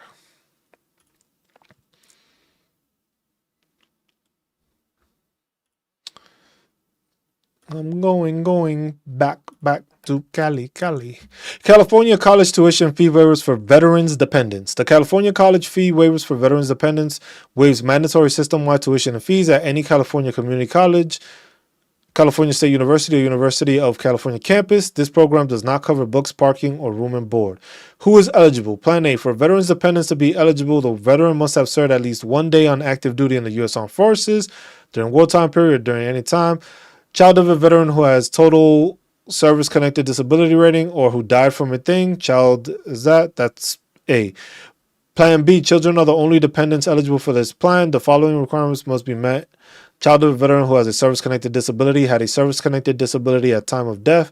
Child's annual income, which includes their adjusted gross income and support provided by a parent, must be below the California tax filing. Plan C. So these are different ones. So since you're not at the 100%, you don't fall into this one. This is plan B. So it seems like there's different things, but you would have to make sure to check with that.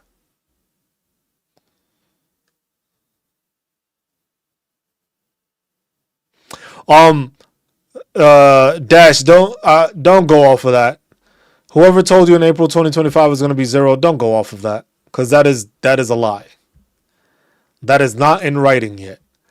The changes have not been set in stone for sleep apnea or for any other sort. They are talking about making the changes by April of 2025 is when the VA has the final action to provide some sort of justification as to where they sit. So literally, April of 2025, tinnitus may change, sleep apnea might change, mental health ratings may change. It's not a set date. It is a date that basically the VA gave themselves, like, hey, look, by April of 2025, we need to make a decision. Either the decision is going to be that we need more time and extend it, or they will make a decision at that point. And then from there, they will probably notify, hey, the effective date of these changes after everything we found will be on said date. Yeah, because that's the thing. A lot of people, and I've seen that with a lot of other channels where everybody's like, oh, the stuff is going to be changed on April 2025. It was like, no, it came out. I had the email because I saw the link and I posted it up somewhere. That it showed that the changes they have a final action date for those things on April, and it says April 2025. So there's no specific date in April. They're just saying in April they want to have a final action. All of these same things have been talking about, with the first date being March of 2022. And they've been talking about this since March of 2022. So there have been tons of channels that have been trying to scare veterans and scare people. It's like, oh, you got to make sure to file now because it's about to change. I was like, no. It has been talked about since 2022, and they are saying that, hey, we are going to try to have an answer by April of 2025. If they do, they do. They don't, they don't. We'll find out in April. And then they will say, hey, effective date will be on this day. The same way they made changes for the digestive system, for the irritable bowel syndrome, GERD, all that stuff. That happened May of 2024 of this year. But they had been talking about that for some time. But they changed it in May, and that's when it became effective. It'll be the same thing for this. So this whole it's going to be 0% with CPAP and stuff like that. It's just like, it's a lot of stuff that's in the talks, but nobody can actually justify or say where the numbers is going to lie because nobody's seen it.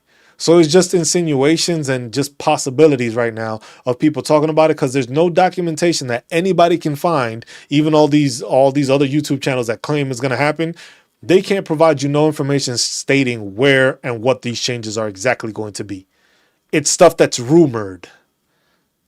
And it's been a rumor for 3 years now. So that's why I said don't go off of that because people on these channels like to say that just to try to like, let's draw this person in by scaring them, saying that they have to file now, and then let's talk about something else so that they come back. I don't do that. I'm going to give you the information as is. But all right, y'all.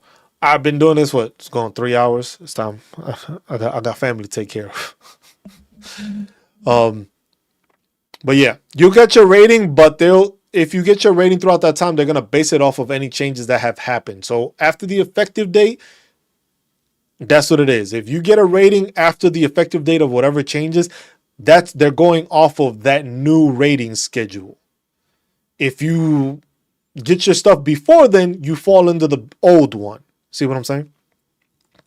Well, I'm not sure how it goes with like when you file it though. That's one thing I need to figure out. So if you filed it before the effective date, it may fall under the older one. But once you file after yeah, that's how it is. If you file after the effective date, you fall under the new rating. If you filed before the effective date, you fall under the previous one. You basically get grandfathered into that information. But all right, y'all. I am going to call it today. We might be on. I got a fantasy draft I gotta prepare for. Y'all know how that goes. Need to get that done. I appreciate everybody that tuned in. Appreciate everybody that messaged, all the questions.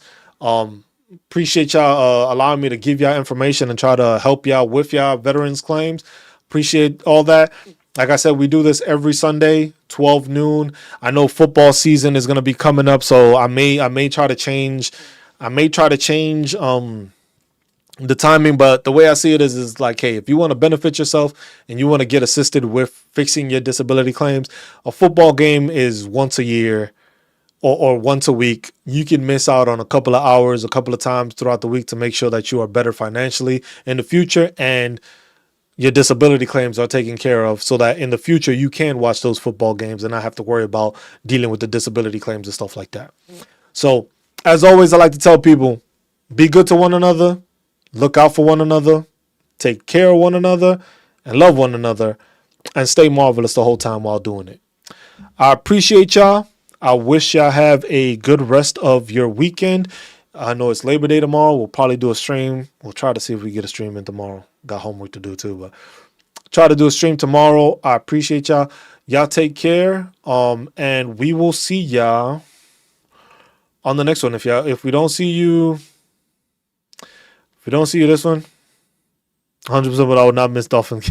Rafael, I know that's going to happen. So that's why I say it was just like I'm thinking about changing it. But at the same time, if people want to get the help, they know, hey, Sunday's at 12.